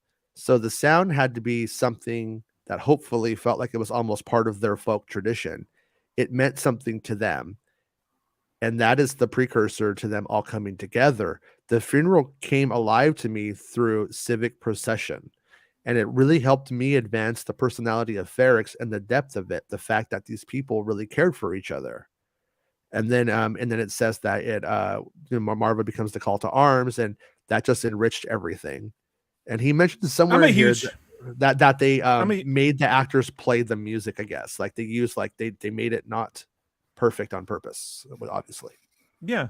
I'm a huge fan of like right before World War I, just like how all that August madness, they marched themselves to, the most brutal, terrifying fucking war you could ever experience. So like that was the hope that when I saw the Phantom Menace that it would lean more into like when they said a civilized world, it's not that there weren't slavery or evil people, it's that they still had a sense of like honor, right? Like so there was this idea that the wealthy will come out and help their plebes and pay for the horses versus industrialization, right? Like what industrialization does. So this just was cool to see for me, something that like kind of like invoked a bit of that, in a small way. Yeah. He says one of our happiest, proudest things in the show is when Diego is listening back to Nemec's manifesto. He opens Nemec's manifesto that night before the funeral, and Nemec is in the manifesto saying, "We're going to win because oppression is unnatural and freedom is a natural thing." And he has a whole big speech about how acts of rebellion are springing up all across the galaxy. He says, all the people that are out there trying to make a rebellion, and they're all atomized and spread apart. And so the show is really about watching this thing coalesce. And in the end, we will coalesce into Yavin. The consequences of that are good and bad for the people who contributed the most to make it happen. So it's interesting that he says good and bad. What's the bad? Is that something that's coming, or am I just reading too far into it?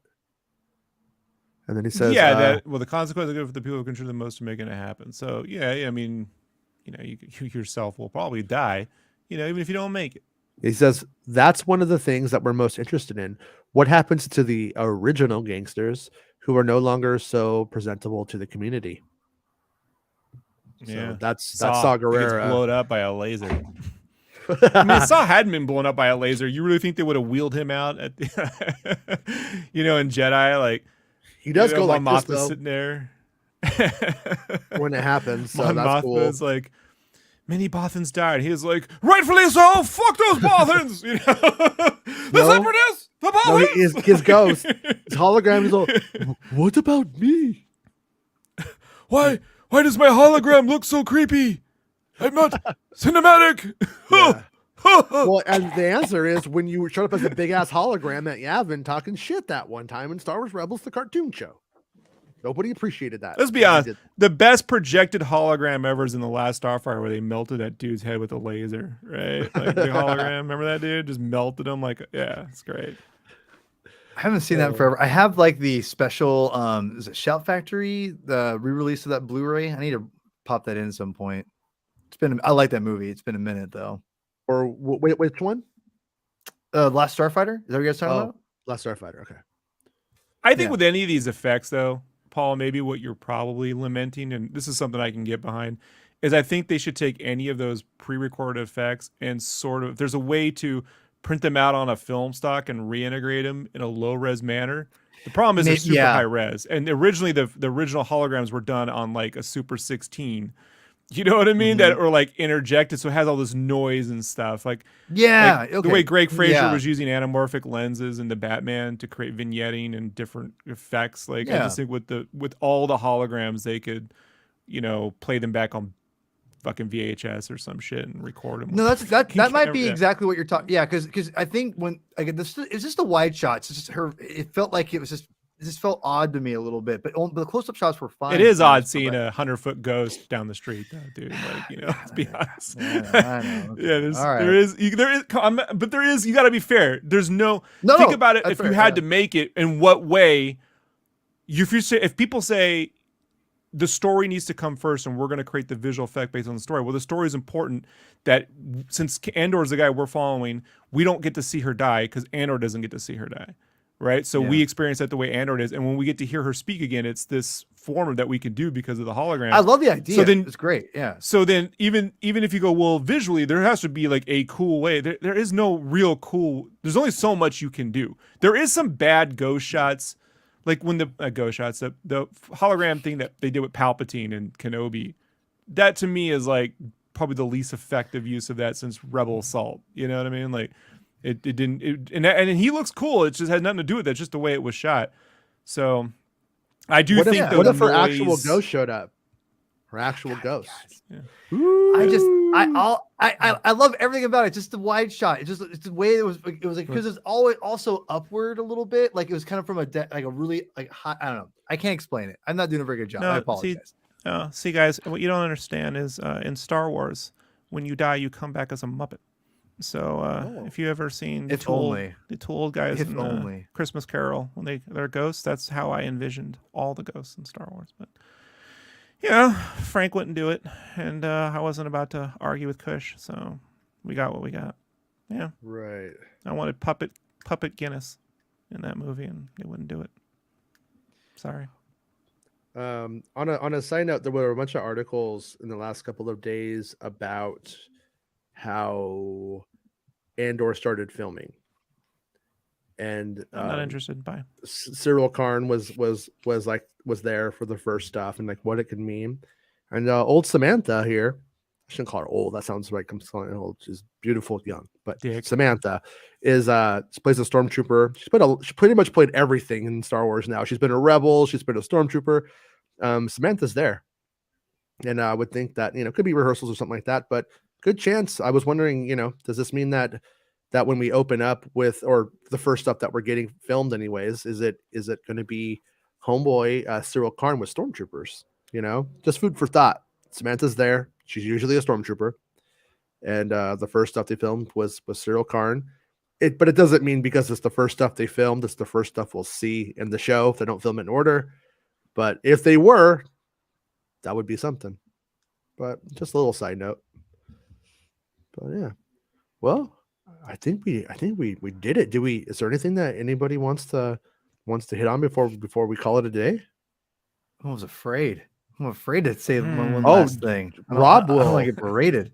Rob will just tear me to shreds. You said you wanted to know what I thought. I did. I still do. I'll shut up now. Go ahead. No, you're good. No, I haven't seen all your guys' shows recently, but I'm curious. Stop it, Jason. My question is the whole sister storyline, because that's my other thing that I'm a little like. It seems weird that how this whole thing gets set off from this main a really interesting point that I thought they'd go back to, and it just kind of fizzles away. I know the interview he talked about, he wasn't even committing to the point of addressing that. It does seem a little weird to basically set your whole, like, she's the MacGuffin. I get it, right? Like I get that whole idea, and I don't really dislike it. I just think it's a little odd and just kind of not jarring, but just kind of, it's hard for me to be like, oh yeah, it's just flawless show, and it's like The whole idea of what got him there in the first place is completely irrelevant by the end I of have the two show. rebuttals to that. The Yeah, first one please, is yes. when the armor in season 1 of The Mandalorian said, "You are now a clan of 2. You must find his people." And Mando's like, "Where?" And she's like, "This you must find out." And then the season ends. Did you get pissed off that we never got to see the Jedi Grogu was going to be sent off to, or did you realize that there's going to be multiple seasons and it can be explored at a later date? And point 2 is Tony Gilroy kind of addressed this with the Hollywood Reporter, but he also kind of teases that it's left open-ended, because he says if you want it to be that Marva kind of already answered that question, saying there were no survivors on Canary, you can see it as a pivotal point in Cassian's journey, that he's letting go, or is forced to let go of his past. But it can also leave room for what if he accidentally stumbles across her in season 2? No, I think with the holding with the armor, I mean, I think with anything with like that, there's always a little disappointments with you don't get things revealed when they get teased. Some things, I mean, always, well, at least for me anyway. But at the same time, that's a fair point. I will say though, with the whole idea of Cassian going back, and for me is I totally get, like, they can go back and revisit this at a later date, and I think that's totally what I expected it a little bit of on.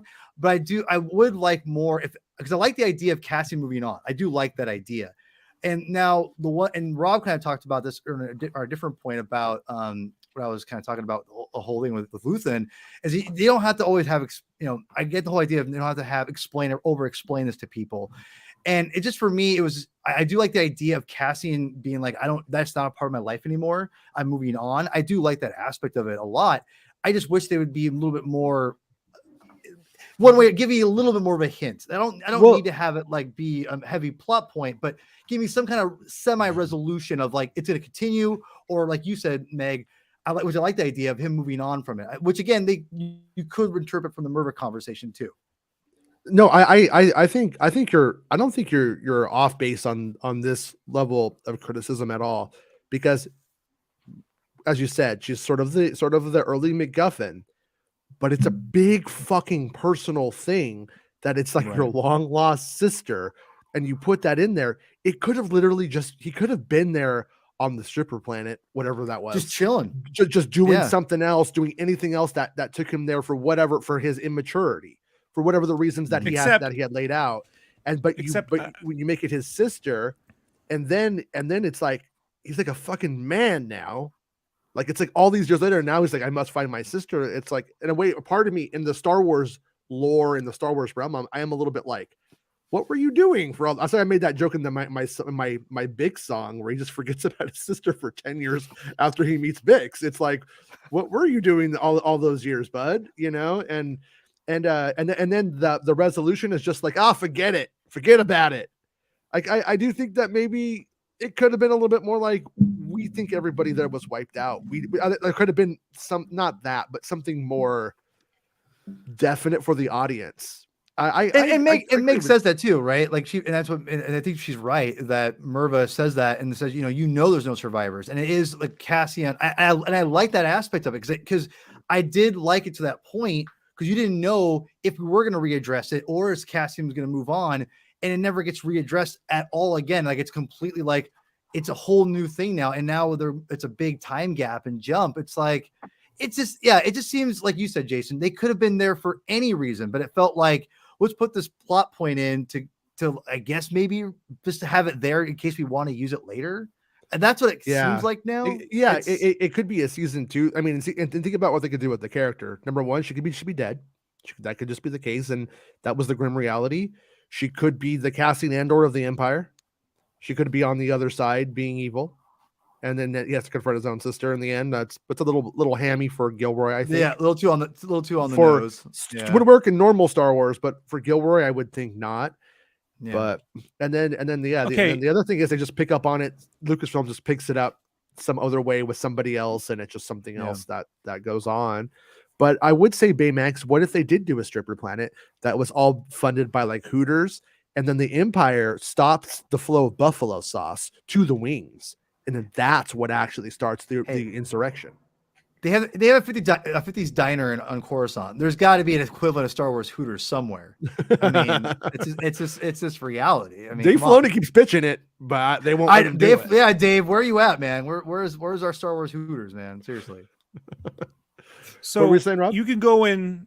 You can do this one of two ways. You can look at it from the viewpoint I think Paul's looking at it from, which is here's this plot point and where is it leading, or you can think about it from what is Cassian's life at? Where is he at when this story starts? Well, he's trying to find his family that, let's be honest, he wasn't just adopted, he was sort of abducted.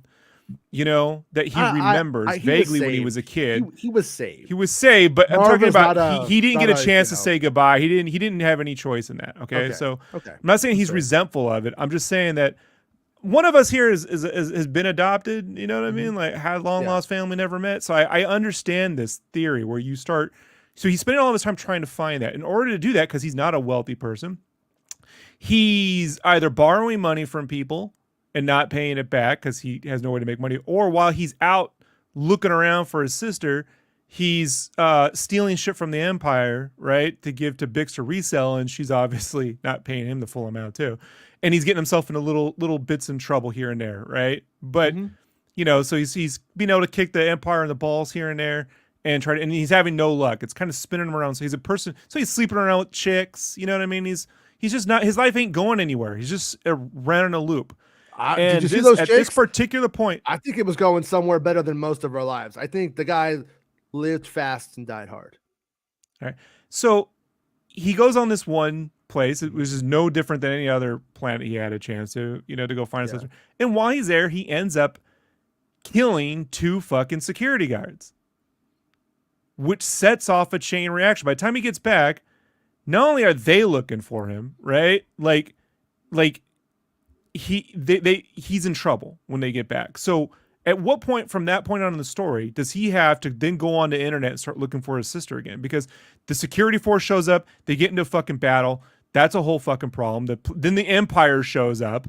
You know what I mean? Luthen shows up. He needs to disappear for a while because there's a lot of heat. He's able to disappear and make some money that will at least solve his problems of getting his mom out of trouble, because there's a lot of fucking trouble on that planet, It's like, and then when he does get that money, he tries to take his mom, she won't even leave. And she says, look, by the way, this whole reason why all this shit happened, the reason why the Empire's here, the reason why all this shit's going down is because you went looking for your sister, and I told you to stop doing that. Like, it's not taking you anywhere. It's just causing more problems for yourself, right? And so that's the whole point that's being made. And so then I look at it from another viewpoint, right? Is that this is a story of a man who has multiple families. He has his birth family, he has his adoptive family, and then he has the family he chooses, which is eventually becomes the rebellion. And he first experiences a chosen family in that prison. That prison's the first time he doesn't owe anybody in his life anything. He doesn't owe them money. No one knows who he is. There's no history. That's the first time in his life where he's making his own way in the universe, right? Like he's making choices.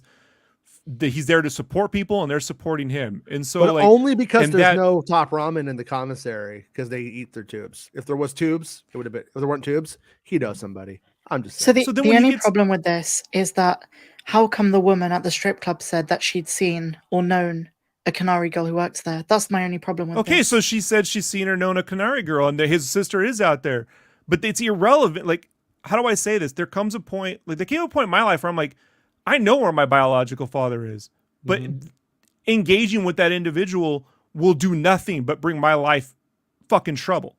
Like, you're never going to get the answers you want. You're never going to get the peace you want, and at this point in his life, he's now dealing with the government that's rounding people up to build Death Star parts until they fucking die, right? And it's getting worse. And he was also, his adoptive parents just happened to be, I don't know, like fucking like rebels, right? Like real. So like, there's just another, I can spend my time trying to do this, or I can, what is he choosing to, the point is at the end of the story, he chooses to go and do something else. And that doesn't mean that other thing doesn't exist. It means that there's nothing he can do about that right now. And it's like, what's he supposed to do? Now, I gotta go find my sister, but Luthen, when I do, in season 2, I will come back and find you as well. No, and no, that doesn't. no. And then we have to have Andor's quest for his sister in a Marvel series for 24 issues. It takes place. Yes, we do. This doesn't. Yes, we do. This I doesn't love give my you the final answers you're materials, looking Rob. for. You're not going to enjoy it. You know, you think you would, but it leads you nowhere. Then that sister, he finds her, and she's like, "I fucking hate you. You abandoned me. You're the one who left me." And then everyone wants to go, "I hate Great his sister. storytelling. She No, hates Andor, no, and I dude. love Andor. There's another woman Dude. hates a hero in Roll Star it back. Wars. This is Roll it back, female Rob. force." This Sorry. is Star Wars, dude. If Luke Skywalker could kiss Princess Leia, he's gonna be way into sex with her when he figures out it's his sister. It's gonna The be Force gross, is fucking dude. annoying as It's shit, gonna, man. It's gonna be you weird, know, dude. he went and saved all his people. Is sister doesn't know that by now. She can't appreciate him. Like you know. Well, I think part of the reason this is where I think maybe some of the criticism I have of the show, and for the record, I love Andor. I love the show, and I just what I get frustrated at is people act like it's like flawless, and I'm like, let's kind of back up a little bit. That's not Like, a flaw, kind of- though. That's something you Yeah, personally don't agree with. That is something. Yes, that is my personalized what I would say was a flaw, as from my perspective. Yes, sir. Yeah, Let me I give think you a flaw.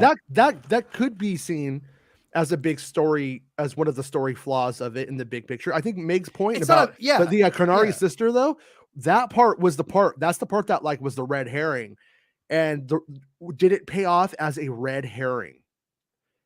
I don't know. And when the series is all done, if nothing happens with it, we look at it as Cassian had his sister out there. He stopped the search for this. That's what he gave up. That was one of his sacrifices.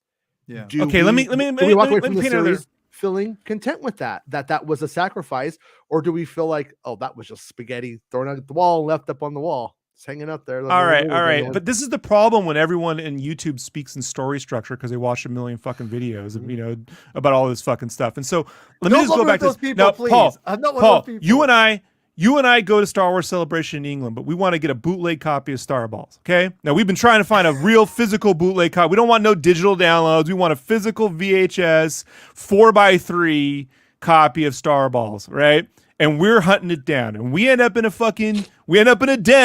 den of bootlegs, right? Where we hear this thing, and we get in there, and it turns out the last copy went out the door. We go out the door, and then we end up killing 2 fucking Star Trek fans, and that sets a whole nerd war off. Now, do we have time from then on throughout the rest of it to even get? What about Star Wars Celebration? Whatever happened to go? Well, we killed fucking 2 Star Trek nerds, and now we got half the fucking dilithium crystal motherfuckers after us, and there's no time to deal with that. But you're right. It's a flaw in our story, right? We never got back to that Star Ball. Look, there's the ball. There's the Star Ball, right? That's to that. I would Whatever. say maybe setting it at Star Wars Celebration wasn't the best setting for that narrative device. That's what I would say to that, though. Wow. I There you wanted to go. set it at a strip joint, but we tried to keep it on theme. So Right. I just think, But right here, we see giant platters of Hooters hot wings going into the Death Star, and so we saw what they're taking from the people. scene. We see what It's just all fitting what right they're in taking there. from that planet. Slide it in. What was the planet called? What'd you say it was called? Huteria?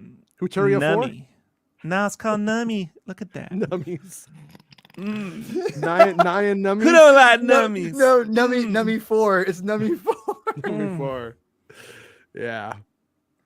Well, I think you're right, Rob, if this is real life, but obviously this is not real life, and everything in story serves a purpose usually. And that's kind of the problem I think I have with it, is that it's very That served the deliberately- purpose. But no, hold on. But that served the purpose was he was living that life. So Star Wars usually has a story that's existing off camera before the story Right. starts. The story is that's what he's doing with his life, and it led him into it led him into a part because there's space racism, right? That he killed 2 cops, that tried to fucking kill him, and then or beat him up or whatever, and that creeping level of fascism, those cops that were like, it's okay to fucking go beat up fucking dudes and take them in because they're brown or whatever, is what set off the whole thing. That's not a MacGuffin. That's literally the inciting incident. Like, if you want to get into the structure side of it, the story off camera that exists. That's the whole thing that sets it off, the inciting incident, but she's also what is driving the main character. And that is, to me, what has been driving him for this whole, at least what we know of him at this point, not Rogue One withstanding. So the thing is, again, this is what I love about conversations like this, because I interpret things so much different than you, to Jason, to Meg, and I love discussing it because I may not understand, and talking through with everyone, I definitely understand things better, for myself. And there's no problem with that. But I still feel the problem is with stories, again, with me, I think when you add things in, it's deliberate. And I think it also, because you're also trying to set up the idea of what Cassian's motivation is later on when he makes these decisions. Like Aldani, when I watched the first episode and then we get to Luthen, he's trying to get money, he's trying to get out. But I also feel like Aldani is also a way for him to like get go underground to also get back to what his original plan was, which was his sister. So going back to what you said before, like, where does this come back to? Yeah, I think he always wanted to go back to that. And I think Aldani he wants to go back that. to a point in his life he can never go back to. No, he can never go back to. And when he gets back from Aldani, he really can, even though he thinks that money can fuel the ability to get his sister back or get his family safe, it then creates an even bigger problem, right? Right.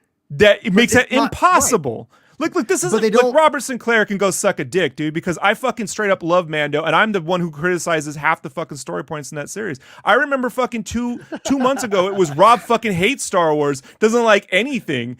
I'm not over here fucking like, I don't need to go over here and like trench foot for fucking Gilroy. You know what I mean? No, here's why. Secretly, the story is perfect and you love everything about it and it is the best Star Wars. Nothing is wrong. No, what I'm saying is they see what you're saying. They made those decisions and it's all there. The problem is your way into Star Wars started with the story where people were off screen being attacked by the Empire and they had these plans, they had to get these plans, and those plans carried all the way through to the end of the movie in which those plans made it possible for the story to that ain't the story. That story is off plan. Matter of fact, if anything, message Andor and tell me a big scoop right now about that scene. If you want to hear it, Rob. Oh, I can't wait. Yeah, here we go.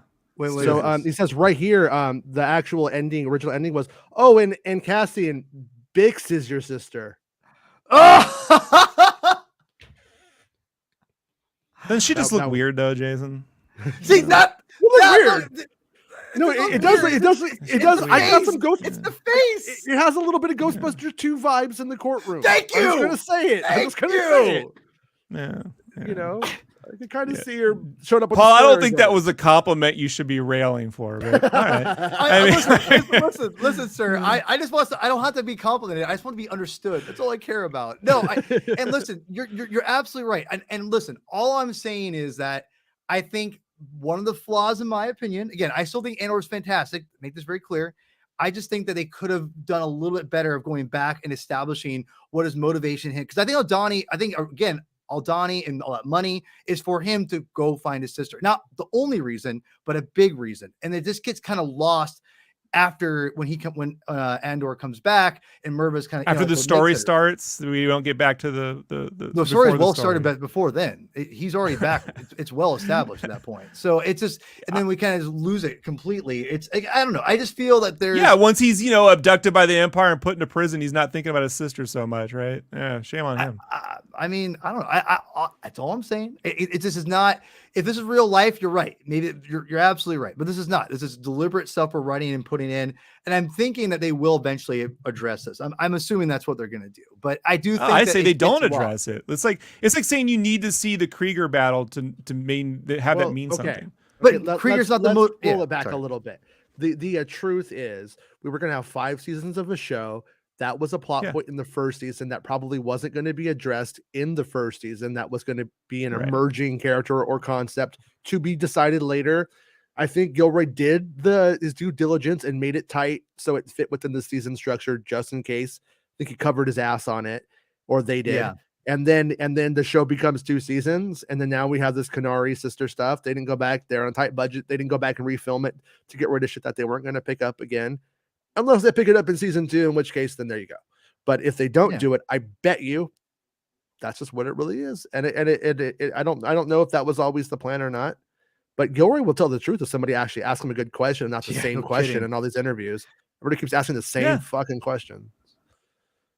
But no, I mean, listen, and you're welcome. From one Rob to another, you're welcome. Whatever that means. From one Rob to another. No, I love it. I love it. and listen, everyone's interpretations and ideas are going to be a little bit different. This is commercial art, but it's still art, right? And we're gonna take things, and that's what. Yeah, go ahead. Sorry. I just like it, man, when people are like, "You fucking hate everything," and then it's like, "You're just shilling, you're just making excuses." There's no middle ground. For it's no one or the other, dude. Yeah. And then when I'm like, hey, I got a question. When Anakin killed all those kids, why did his girlfriend go, "I love you"? Because he's hot. Because maybe he's hot. that's a big fucking plot problem. I'll be honest with you. I'll be honest with you guys. If Natalie Portman killed every one of you guys and would fuck me after, I'd be like, that's cool. They had it coming, Natalie. You know, I gave that interview to Pauline Kael, and she didn't put it out there. I said the exact same thing, Jason. I feel chipped. Oh, no, I can't say that, George.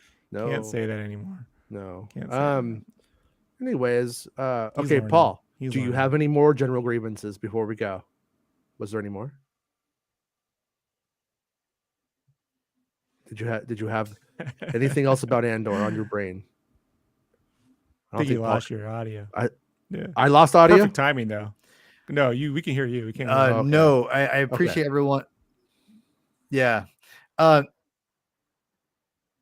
Yeah, sorry, my internet's bugging right now. Okay. Sorry about it. But no, but Smelt thank you the everyone sack. for letting me. I appreciate everyone kind of letting me just expose my I'm afraid to say these things out loud because people will be like, "Oh my god, like, Rob, you're fine." I knew what I was getting myself into with you, you know, and make it appreciate everyone kind of giving me like compliment or no, not but compliment? seriously, no, it was absolutely was a compliment. No, I just these are because I think people are just like praising the show to a point where like, and not everyone, but there's people who are saying like this is the only way, and I'm like, let's not pretend there are That's recency in bias. my opinion, flaws. But that's recency bias, and that exists in every fandom. The minute you get one Marvel, we get an Infinity War, then they want every movie to be the Infinity War. And if they did get every movie to be the Infinity War, they'd be complaining how every movie is the Infinity War. Marvel only does one thing, then they have to put a million characters. Why can't it just be about a character who does one thing? It's done to any show. And then when they do that, they're like, why does this thing have no tie to any show? It's not part of a bigger picture. I don't understand what's going on. Where's all the characters? That's fandom. Like that is literally. And when I keep bringing up my uncles, I'm like, I've been hearing this shit since fucking 1982. You know what I mean? Since Wrath of Khan. They're like, Chekhov wasn't in that episode. Like you know, like I've been hearing this since I was like 4, man. Like this is like crazy, you know? And it just never, and they just can't. Look, I'm not a big fan of Sir Conan Arthur Doyle. You know the fucking dude.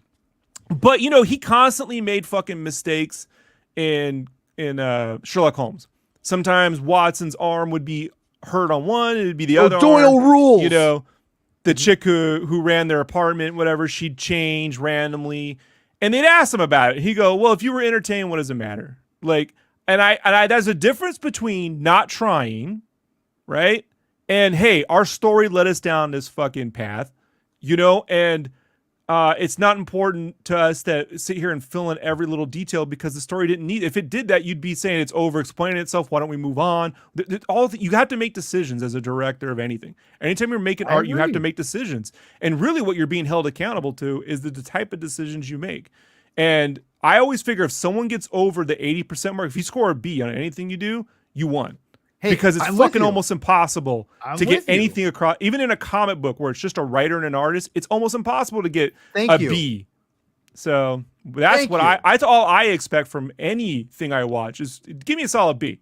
You know, it's when it hits into the D territory, I'm like, you had all the money in the world. Why? Why did you do this? Like, how do you end up with a D with this much talent? It baffles me, you know? So I feel you. Yeah, I think it's important though to not look at everything with your rose tinted glasses and to be critical even of the art that we love. I mean, anything could always have been better or maybe improved, and that's how if you have an interest in art, you get better or storytelling or anything like that too. So I think it's a valid criticism. Of all of the criticisms that I've heard, most of the criticisms I've heard have been at the drool level, and you're just like, you're stupid. Shut the fuck up. But I mean, I think that's a valid one. Always look through life through Santa color glasses. Go buy the toys. Go Go buy the toy. Fight inflation. Let the stores roll. Black Friday. Everyone dies. Die for the toys. Okay, that's enough. This year, I'm It's not too buying much. my kids any presents for Christmas because I feel like if I know Santa, I'm fucking taken care of, right? Like I don't got to do it, right? Like, You we're would good. think. Or, like, we're But in, right, sometimes Meg? Santa just sends a bill. You know what I Oh. mean? You actually owe me this year. Like, Wait. yeah. Wait, Yeah. is Discover Card a synonym for Santa? No, I'm kidding. But anyways, Meg, Let me give you one. Hold hold on, Meg. Okay, I'm sorry for asking you to rap the other day, and then asking you to rap, and then asking you to rap. Yeah. I forgive you. We can hear her like walking across the room. She's like, "Oh shit, I forgive you." Oh, I'm gonna go back. Let me give you an example. Like, quick before we leave, I don't think Ghostbusters Afterlife is anywhere near the film Ghostbusters is. You know, Sure. but it's a fun, enjoyable film. It's you know? amazing. I love that movie to death. And the 2016, I don't have a problem with, other than like the jokes are weird. It's weird when a Ghostbusters movie is making an Exorcist joke.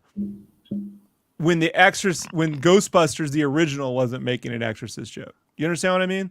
Like, it's odd. Like the Exorcist was more that's a whole podcast, Rob. but I'm telling you, that's the difference. And it has nothing to do with gender. I'm just saying that's the difference between, like, hey, you hit a consistent beat, we're fine. If you end up in the fucking, I don't know what territory you're in, what show you're making, it's weird to have a Boba Fett looking for respect when we just saw him blow the shit out of fucking stormtroopers 2 episodes before. Like, this makes no sense. I mean, yeah, you wrote that down. I get you can write whatever you want with your magic pen, you know what I mean, and make him do fucking, you can do the dance. You can do a dance off, you know, like, but that's the difference, you know. So, you know, putting logic and all that first versus shoving in lore and fan service and expectations, you know, or trying to say, well, we had to get to everything because, you know, like, well, hey man, I wanted to get to Luke's, you know, when Leia's like, I remember my mom, and then that shit never fucking happened, you know, like, you just gotta let that shit go. We know why that didn't you happen. know? Yeah, well, yeah, you know, there you go. George It was is a going damn. to. My only complaint with this series is it is a damn shame we're not getting 5 seasons, because, and I understand why. It's super fucking hard. Everyone's aging, blah blah blah. But the pace of this show was, I feel, set up for that, and now they're adjusting. So okay, you know, this is like the Star Trek motion picture in terms of pacing in some ways. You know, not in a negative way. I mean, like in the Robert Weiss director's cut edition way, right? But I imagine season 2 is more like 4 episodes of Rathacon style stuff, you know, but whatever. We'll see. I hope he comes back after 2. I think he will. I mean, when you hear his unlikely to return comments, they don't sound so unlikely to me. It sounds like just, it won't be like really soon. So I wouldn't be surprised if we get some equivalency, somebody else. I imagine if Tony was like 10 years younger, they would have done at least 3 seasons. Mm-hmm. You know, I just think, like, I think we all underestimate how incredibly difficult, as well versed and well, you know, articulated we are on behind the scenes stuff.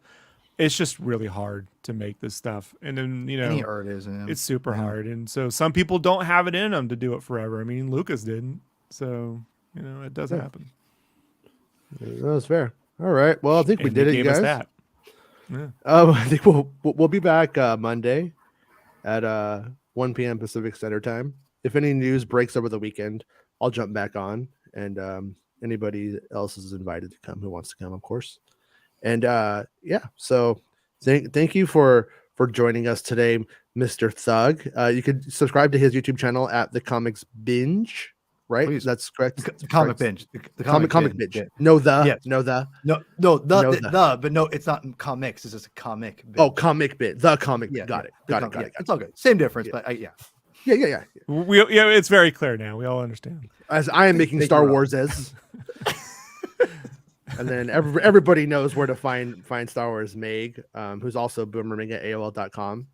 I met her during her hotmail phase, but AOL.com phase is what most people know her from.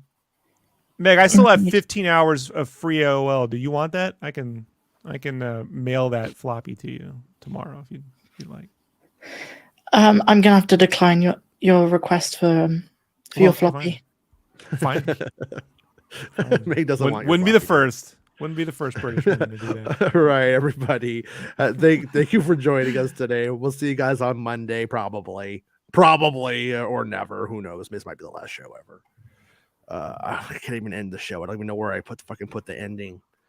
You know what? There it is. I found it. Of the show. Come on, let's go. It's the end of the show. Come on, let's go. It's the end of the show. Come on, let's go. You know you should go.